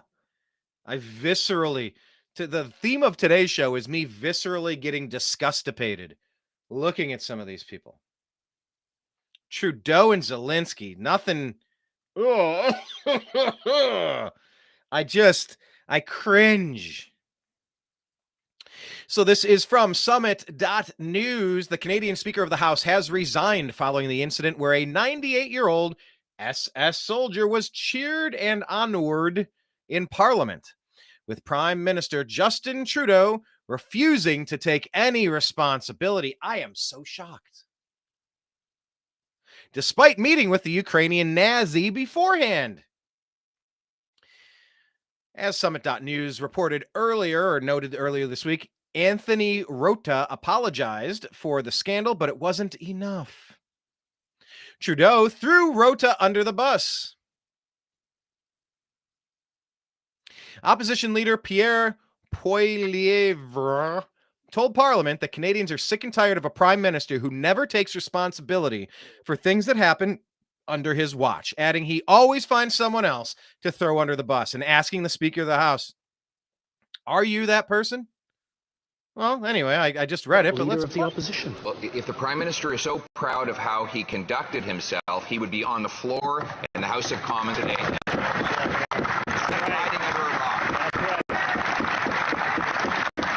Okay, I like the leader of the opposition, Pierre. Canadians are sick and tired of a Prime Minister. Honourable members, that the presence in the gallery, all MPs have duties in the chamber and outside. I just want to remind them that referring to their presence or absence is not allowed in the rules. The Honourable Opposition Leader, please continue. Mr. Speaker, Canadians are sick and... Referring to a politician's presence or absence is not allowed in their rules. Huh. Because they have duties and obligations. Huh. I mean, is that a distinction without a difference? I'm tired of a prime minister who never takes responsibilities for the things that happen under his watch, whether it's the record high inflation or interest rates or the doubling of housing costs or the constant international embarrassments. He always finds someone else to throw under the bus. Are you that person? Are you that person? Okay. Mr. Speaker, I know the leader of the opposition doesn't want to rely on the facts, but the facts in this situation are that the government had no prior knowledge. Oh, this girl. This is a Katie Hobbs clone. It's the haircut. It's the glasses. It's like they went into central casting, but she appears to be supporting Trudeau. Nor that he would be recognized. And if they go back and recall what happened on Friday, they will see that it was indeed the Speaker of the House that recognized this individual. We were all caught off guard. It's dear is deeply embarrassing to this Parliament, but to Canada, and I ask that we all deal with this responsibly. Thank you, Mr. Speaker. She's claiming that they were caught off guard despite the fact that they met and they knew exactly what was going on. That's what it makes no sense. You got the Azov battalion, you have literal Nazis. We're hunting Nazis. In Ukraine. Ukraine is banning political opponents and free speech. There's nothing free about Ukraine. There's nothing, like, show me what's good about the regime that Obama, Biden overthrew in 2014 to take over that country. Tell me what's gone right. What's gone right in America since Obama, Biden overthrew America in 2020? Can you point to a single thing? This is controlled destruction. It's demolition. It's chaos. So Speaker Anthony Rota resigned because he had a Nazi. I reiterate my profound regret for my error in recognizing an individual in the House during the joint address to President Zelensky, he said. Your attention, order. Let's hear him say it. With a heavy heart that I rise to inform members of my resignation as Speaker of the House of Commons. It has been my greatest honor as a parliamentarian to have been elected by you, my peers, to serve as the Speaker of the House of Commons for the 40. This is the literal definition of fall guy. It's a fall guy. Welcome back, Jekyll. How are you? I love everybody in the chat rooms, but you need to find us on X. Can you start watching us on X? We're trying to figure out how to stream live on Rumble. It's not set up on our Restream app. There's a different way to. I'm trying to figure it out. I don't know if we're eligible, but if we can port all of you awesome people who are on YouTube over to X, because we may not be here. We got our wrist slapped by the nun. We were flagged and we had content removed off of our channel. I love all of you in this group and everybody who logs in and signs up and jumps over. But can you try to find us in X? Actually, here's a challenge. If any of you could jump over to @American_media_ on X, subscribe to us or follow us, whatever you do, and type a couple comments over there. I know you only do YouTube and Rumble at this time. I know. You think I want to be on Signal, Dust,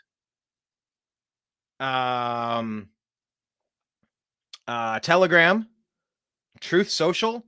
I need another social media app like I need a hole in my head. I know you're working so you can't. I know. I'm just saying. I don't want to lose all of you people when YouTube does what YouTube is going to do. That's all I'm saying. Let's get back to Anthony Rota being thrown underneath the bus. 3rd and 44th Parliament. I have, as your humble servant of this House, carrying out the important responsibilities of this position to the very best of my abilities. Je tiens à vous remercier. I would like to thank you, my colleagues, for your. Okay, I don't know why they're replaying that. Yeah, so Rota further stated the public recognition has caused pain to individuals and communities, including the Jewish community in Canada and around the world, in addition to survivors of Nazi atrocities in Poland, among other nations. It seemingly didn't matter that Trudeau personally met with the Nazi before celebration that was held in Parliament. It has come out today, says Pierre Poilievre, that Justin Trudeau personally met with and honored a veteran of the 14th Waffen Grenadier Division of the SS, a Nazi division. Liberals then arranged for this Nazi veteran to be recognized on the floor in the House of Commons during the visit.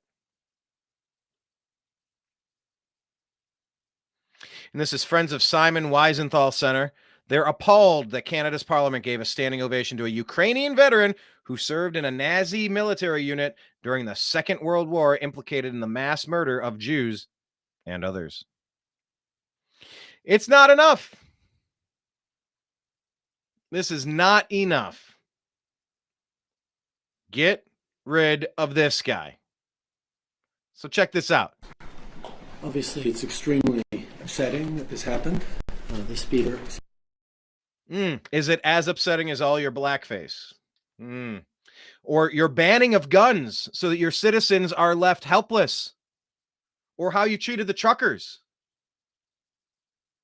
We need a strong neighbor to the north, and you, Mr. Fancy Pants, are not him. The Speaker has acknowledged his mistake and has apologized. Something that is Canada and by extension to all Canadians. I think particularly of Jewish MPs and all members of the Jewish community across the country who are celebrating commemorating Yom Kippur today.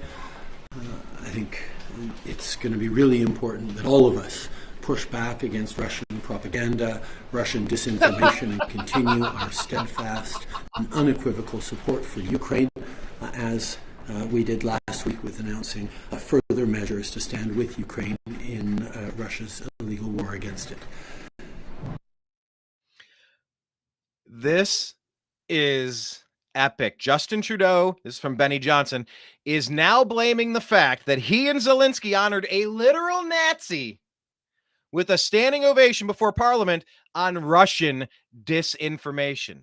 These globalist traitors have key phrases, key words that they have teed up and ready to go. Russian disinformation. It's insanity, people. So Trudeau didn't show up in Parliament, and his underlings attempted but failed to get all records of the Nazi scandal erased from history. Yeah, they're trying to erase it.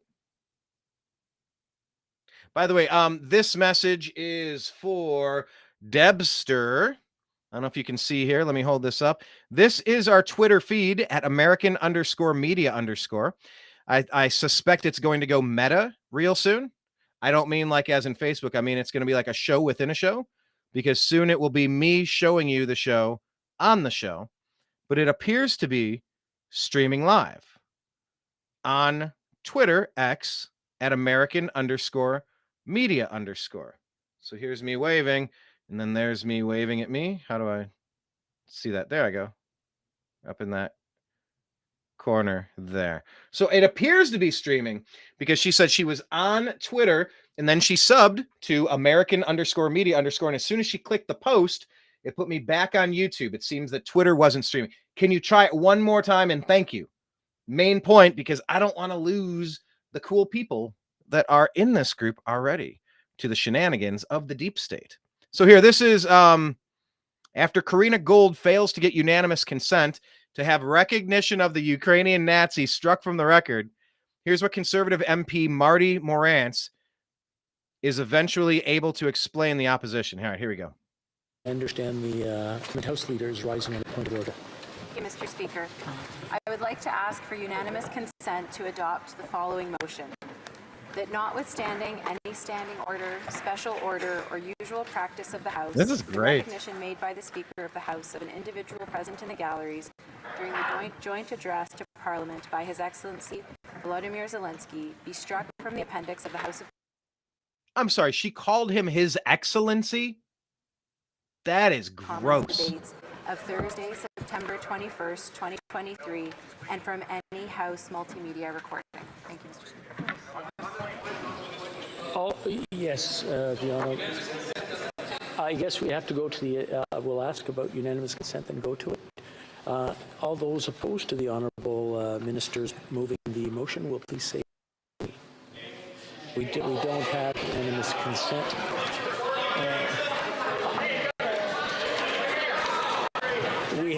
We have another.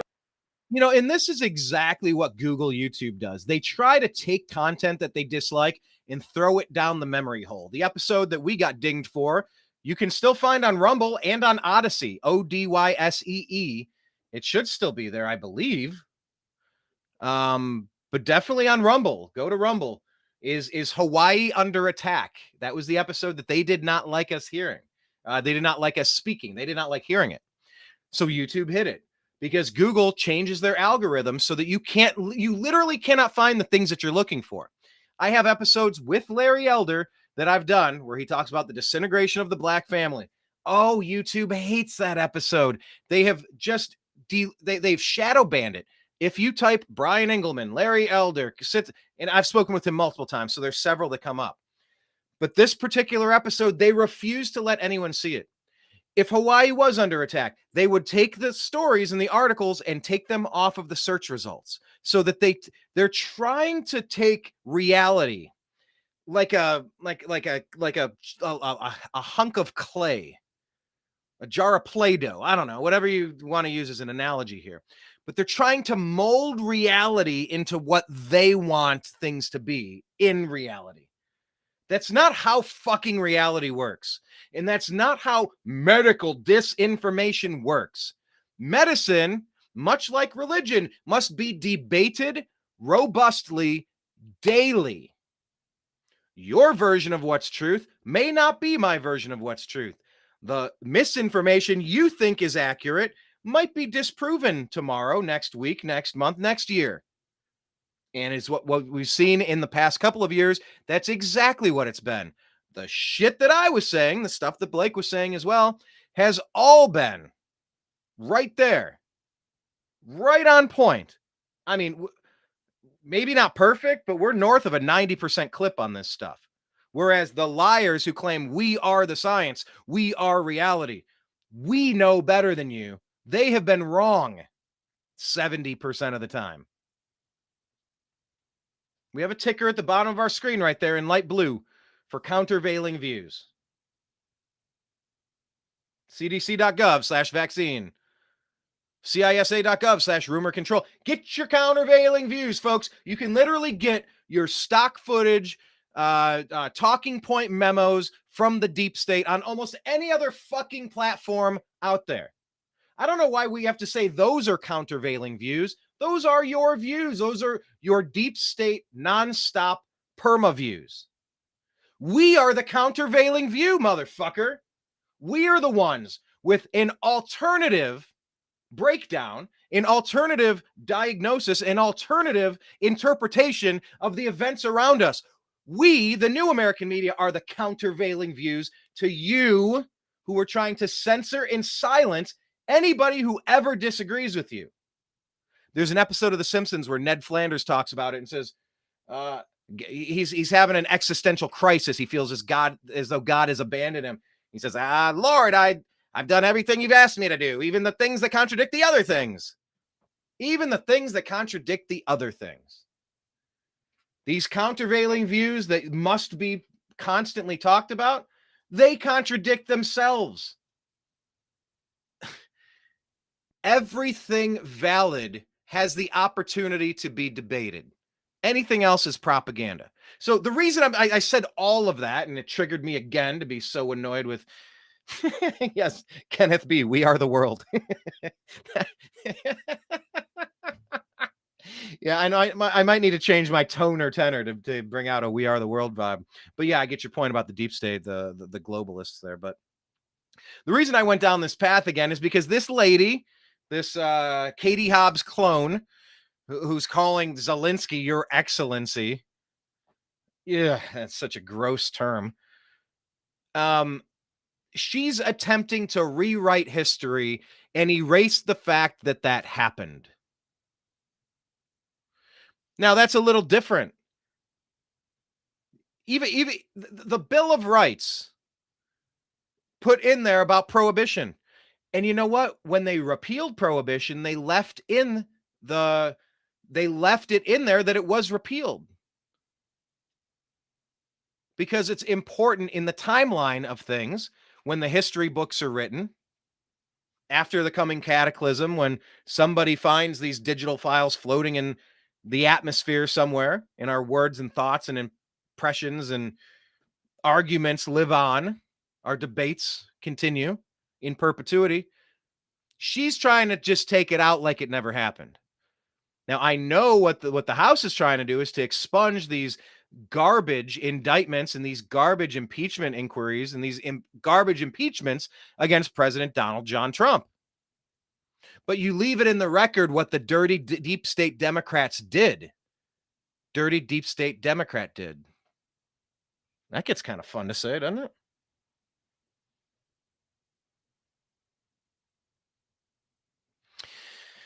Anyway, let's continue with this lady. Order. Order in the House. We have another point on Bravo. the honourable member for Charleswood, St. James, Assiniboia, Headingley, and then we'll go to Toronto. Danforth. Thank you, Mr. Speaker. It's important when we say no to this motion that is on such an important matter that we state our rationale. It would be order. There's no. This sounds like a Republican JV debate. Order.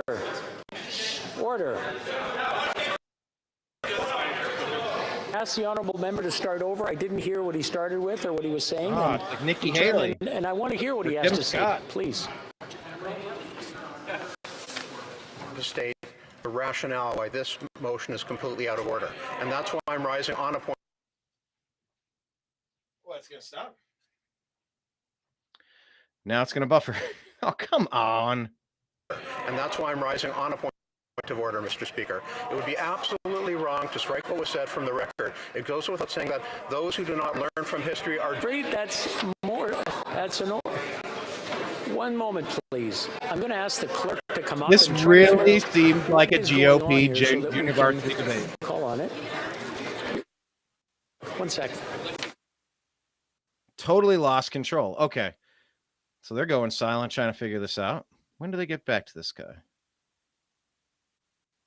I guess, when you watch other dysfunctional governments, it's like, well, at least we're not the only one. Kind of one of those misery loves company kind of things. Kenneth B. Order. I'll have the cheeseburger. Order. I'll have a cheeseburger, no a hamburger. You'll have nothing and like it. Order. The honourable member for Charleswood, St. James, Assiniboia, Headingley. It goes without saying that those who do not learn from history are doomed to repeat it. Sir, this is a Wendy's. Curious to see where you're going. Please get to the point. I'm just. But I appreciate your giving me the floor to explain our rationale. It goes without saying that those who do not learn from history are doomed to repeat it. What happened on Friday was shameful and brought embarrassment to this chamber.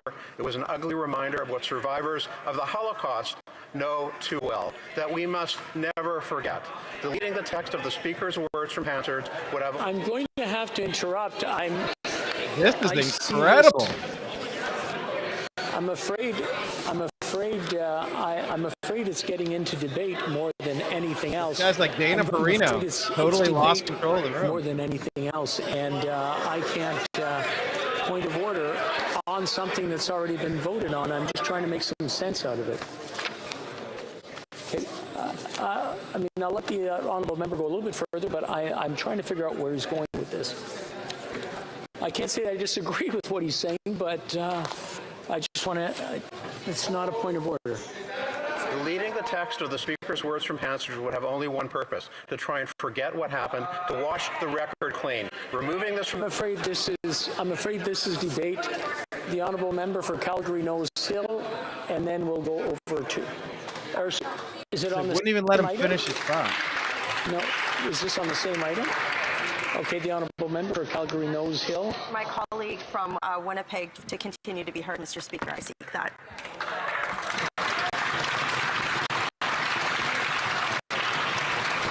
All those opposed to the honourable member moving the motion will please say nay. Okay, we don't have that. All right. So the Canadian Speaker of the House has quit. Spectator writer Brendan O'Neill notes that this is the same Trudeau who fantasizes that Nazism lurks everywhere, who gleefully brands his critics as far right. You know what far right means. That's a dog. This is me talking. That's a dog whistle. And that's exactly what he did for the truckers. He said the same stuff about the truckers. He's a racial arsonist. This is me talking. Let me get back to what he's doing. Trudeau gleefully brands his critics as far right. Trudeau has damned everyone from parents worried about LGBTQ trans education. I added trans. Well, I guess that's the T. To truckers concerned about vaccine mandates as foot soldiers of a 1930s style populism. Sorry, sometimes I get ahead of myself. I start offering analysis and commentary on something when, like, if I just let it happen, that would be the next sentence. That's literally like what I was saying about interrupting people. I was interrupting somebody else by me talking over it. Wow, that's a meta moment. Whew. So Brendan O'Neill, Justin Trudeau's Nazi blind spot.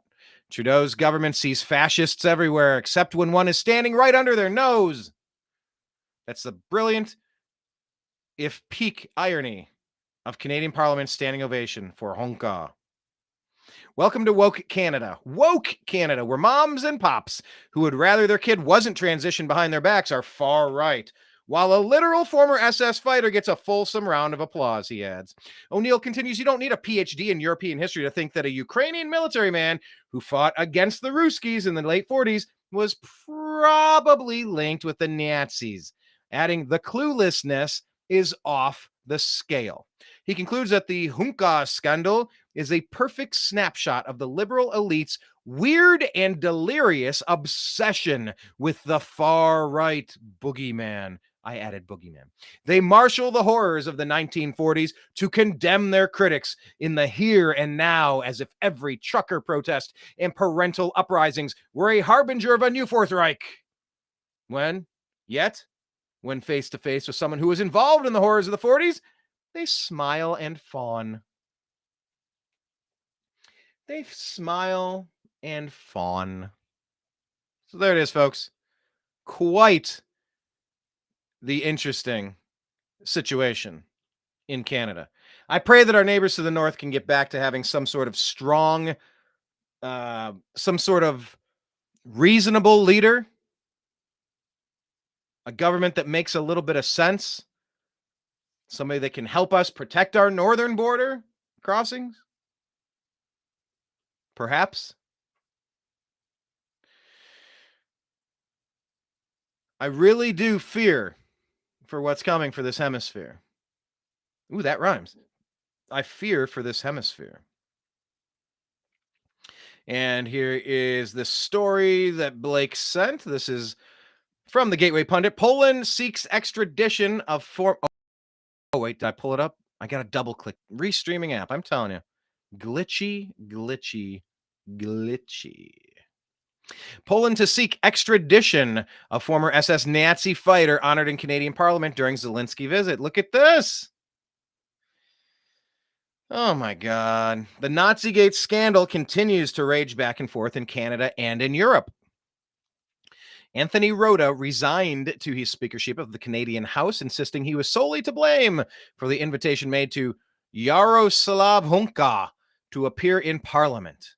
The 98-year-old Ukrainian-Canadian veteran fought in the Nazi SS Galician during the Second World War, a formation involved in multiple war crimes. Now, in a move sure to escalate tensions, Poland's education minister declared that he has taken steps to effect the extradition of Hunka to Poland. Well, Hunka was invited to sit in the parliamentary gallery, allegedly by Speaker Anthony Rota during Ukrainian President Vladimir Zelensky's address to Parliament. Rota introduced Hunka as a Ukrainian hero and a Canadian hero, prompting a standing ovation in the House of Commons. But it was soon reported that Hunka was part of the 1st Ukrainian Division, also known as the Waffen-SS Galicia Division, or the SS 14th Waffen Division, a voluntary unit that was under the command of the Nazis. CBC reported, in view of the scandalous events of the Canadian Parliament, which involved honoring in the presence of Zelensky a member of the criminal Nazi SS Galician formation, I've taken steps toward the possible extradition of this man to Poland. Oh, okay, possible extradition. So they're going to have an inquiry. They're going to have an extradition inquiry. God, these do-nothing politicians. It sounds just like Speaker McCarthy. Why wouldn't Speaker McCarthy resign for what he's not doing? Allowing the gulags to continue in D.C. You see case after case of murderers, rapists, the worst vile scum of earth getting tiny, minuscule sentences. And you see people getting 15 years for peaceably walking around in the Capitol on January 6th. Speaker McCarthy is allowing that. He promised to release all that damn footage. Pelosi deleted all the findings of the January 6th committee because they lied about all of it. If Speaker McCarthy isn't going to be a real speaker, he needs to resign. Anyway, they've taken steps towards the possible extradition of this man to Poland. Przemysław Czarnek said in a social media post Tuesday. Anthony Rota announced his resignation after he apologized to the House and insisted the decision to invite Hunka was entirely his own. Doubtful, unlikely, completely unbelievable. Rota said he personally regretted inviting Hunka and pointing him out in the gallery following Zelensky's remarks. Robert Curie, a law professor at Dalhousie University and an expert in extradition law, told CBC News Canada he does not have a formal extradition agreement. Oh, okay. Canada does not have a formal extradition agreement with Poland. That doesn't prevent extradition. It just makes it a matter of more paperwork between the two governments. Polish Minister Czarnek, responsible for the initiative to extradite Hunka, is a member of Poland's ruling Law and Justice Party and is a conservative re-elected last year on a platform condemning LGBT ideology. What does that have to do with this story? What am I missing here? There is no connective tissue between those paragraphs. It's just like, oh, also, Czarnek is a controversial figure in Poland with a history. Okay, point to somebody who's not a controversial figure. Only right-wing people are called controversial. Have you noticed that? Now, the Gateway Pundit, do they lean right, don't they?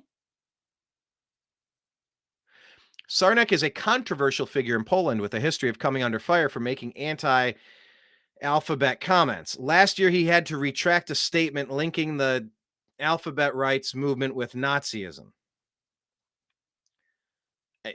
While Czarnek may not be media friendly for the West, his move may end up finding popular backing in Poland. In a letter to Poland's Institute of National Remembrance, a body that researches and investigates past crimes against the Polish nation, Czarnek asked it to urgently examine whether Hunka is wanted for crimes against Polish people of Jewish origin, saying that signs of such crimes are grounds to apply to Canada for his extradition. So Canada's Attorney General has not been contacted for any extradition request and said commenting on early stages of an extradition process is not appropriate anyway, so he may have been. What I say to you is that an extradition process is a sensitive matter that ultimately comes across my desk for a final decision. Apropos of that, I can't be commenting on an extradition matter until it actually appears in front of my desk because that would jeopardize the investigation. So yeah, there you go. We saw Trudeau calling it Russian disinformation. These people, these lying liars and the lies they tell. All right. This is the moment of the show where I'm going to once again ask, is there any story that I did not cover that I'm supposed to cover? Type it in the comments. Once again, bonus points if you go to Twitter or X, try to download a copy, download the app. It's easy. And follow us at American_media_. I love your chats however I see them. Oh, it looks like I've been logged out of my chats now on the Restream app. Dreamer Ultra said, me too, Brian, but I don't know what he was referring to. But I assume it was something brilliant that I said. Yeah, I don't know what other stories we should be covering, but I will tell you that we do put them out on X. As things are happening, we try to keep updated.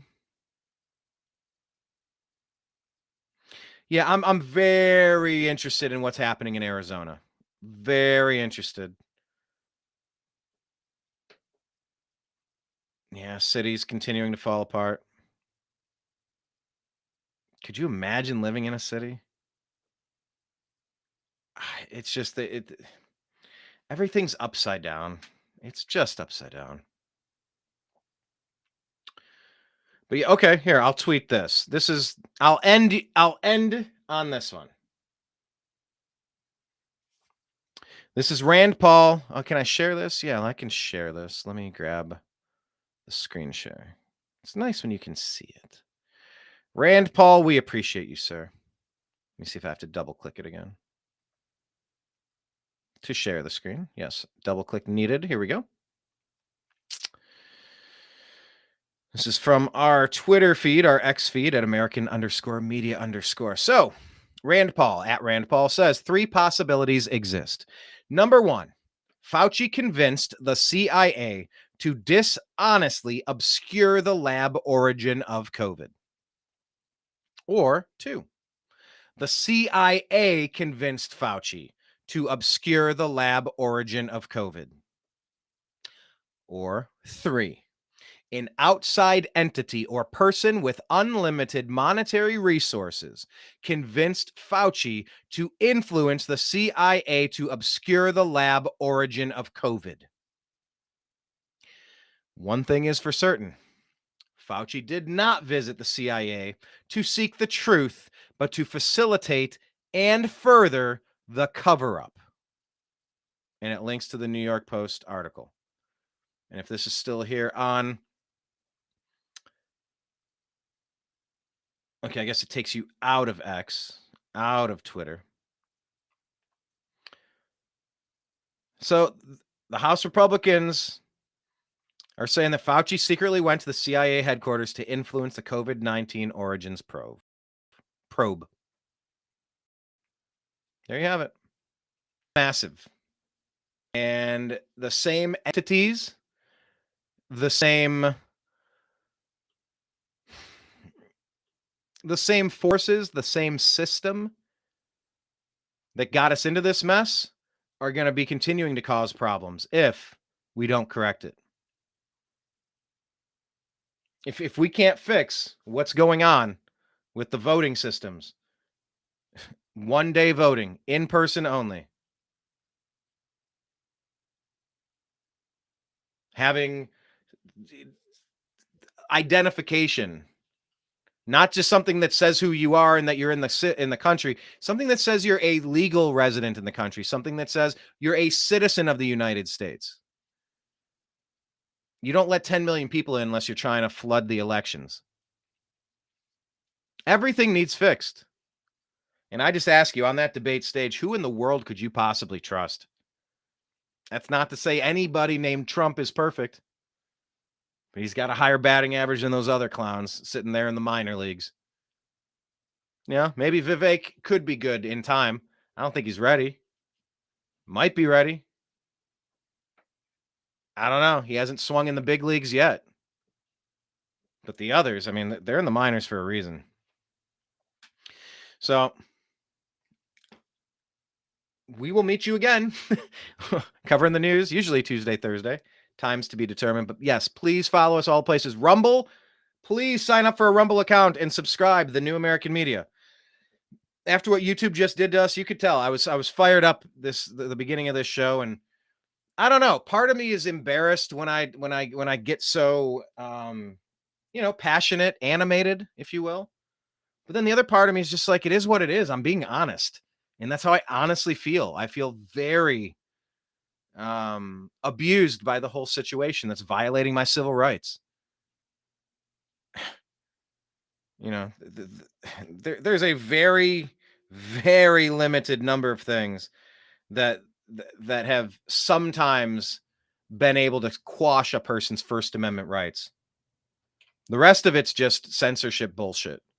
So I should be pissed. I know, and I am pissed.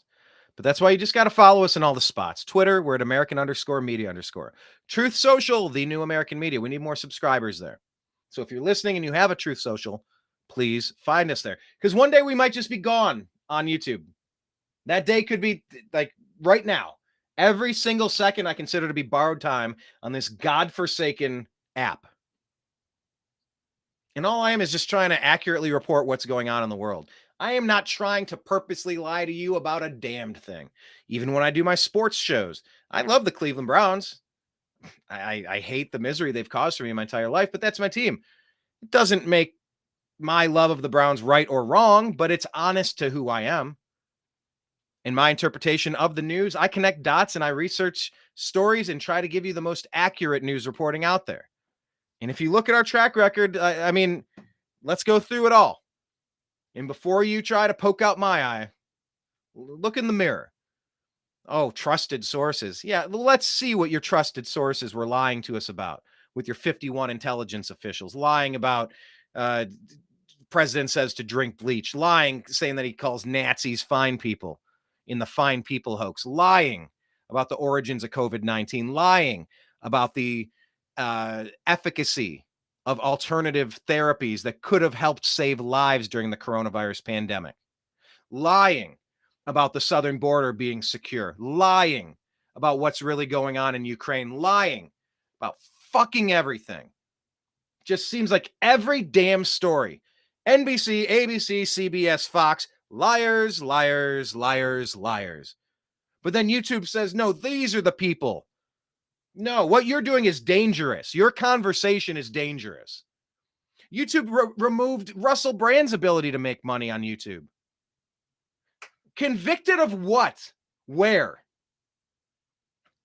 It is quicksand, attempting to build a partnership with YouTube. But yet here I look, and there's a lot of you in our YouTube channel right now. And I love you, folks. It's awesome having you. But this is a sinking ship. Please follow us in the other places. That's your homework, should you choose to accept it. Sign up for X, sign up for Rumble. We will find a way to get out there and broadcast live on Rumble.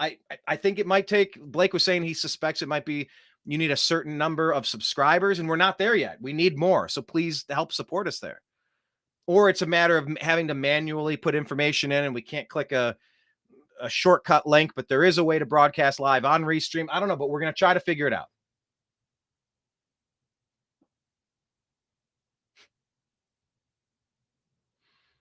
And I say this as the YouTube app froze and gave me the spiral of death there for a while. Wonder if they shut me down in midstream. Never change horses in midstream. What's that from? Question of the day. Never change horses in midstream. It's from a movie and you should watch it. Type in the quote. It's one of the best ever made. But anyway, signing out from the United States of America. I appreciate you. I love you. And we'll talk to you again soon. So take care, everybody. Peace out.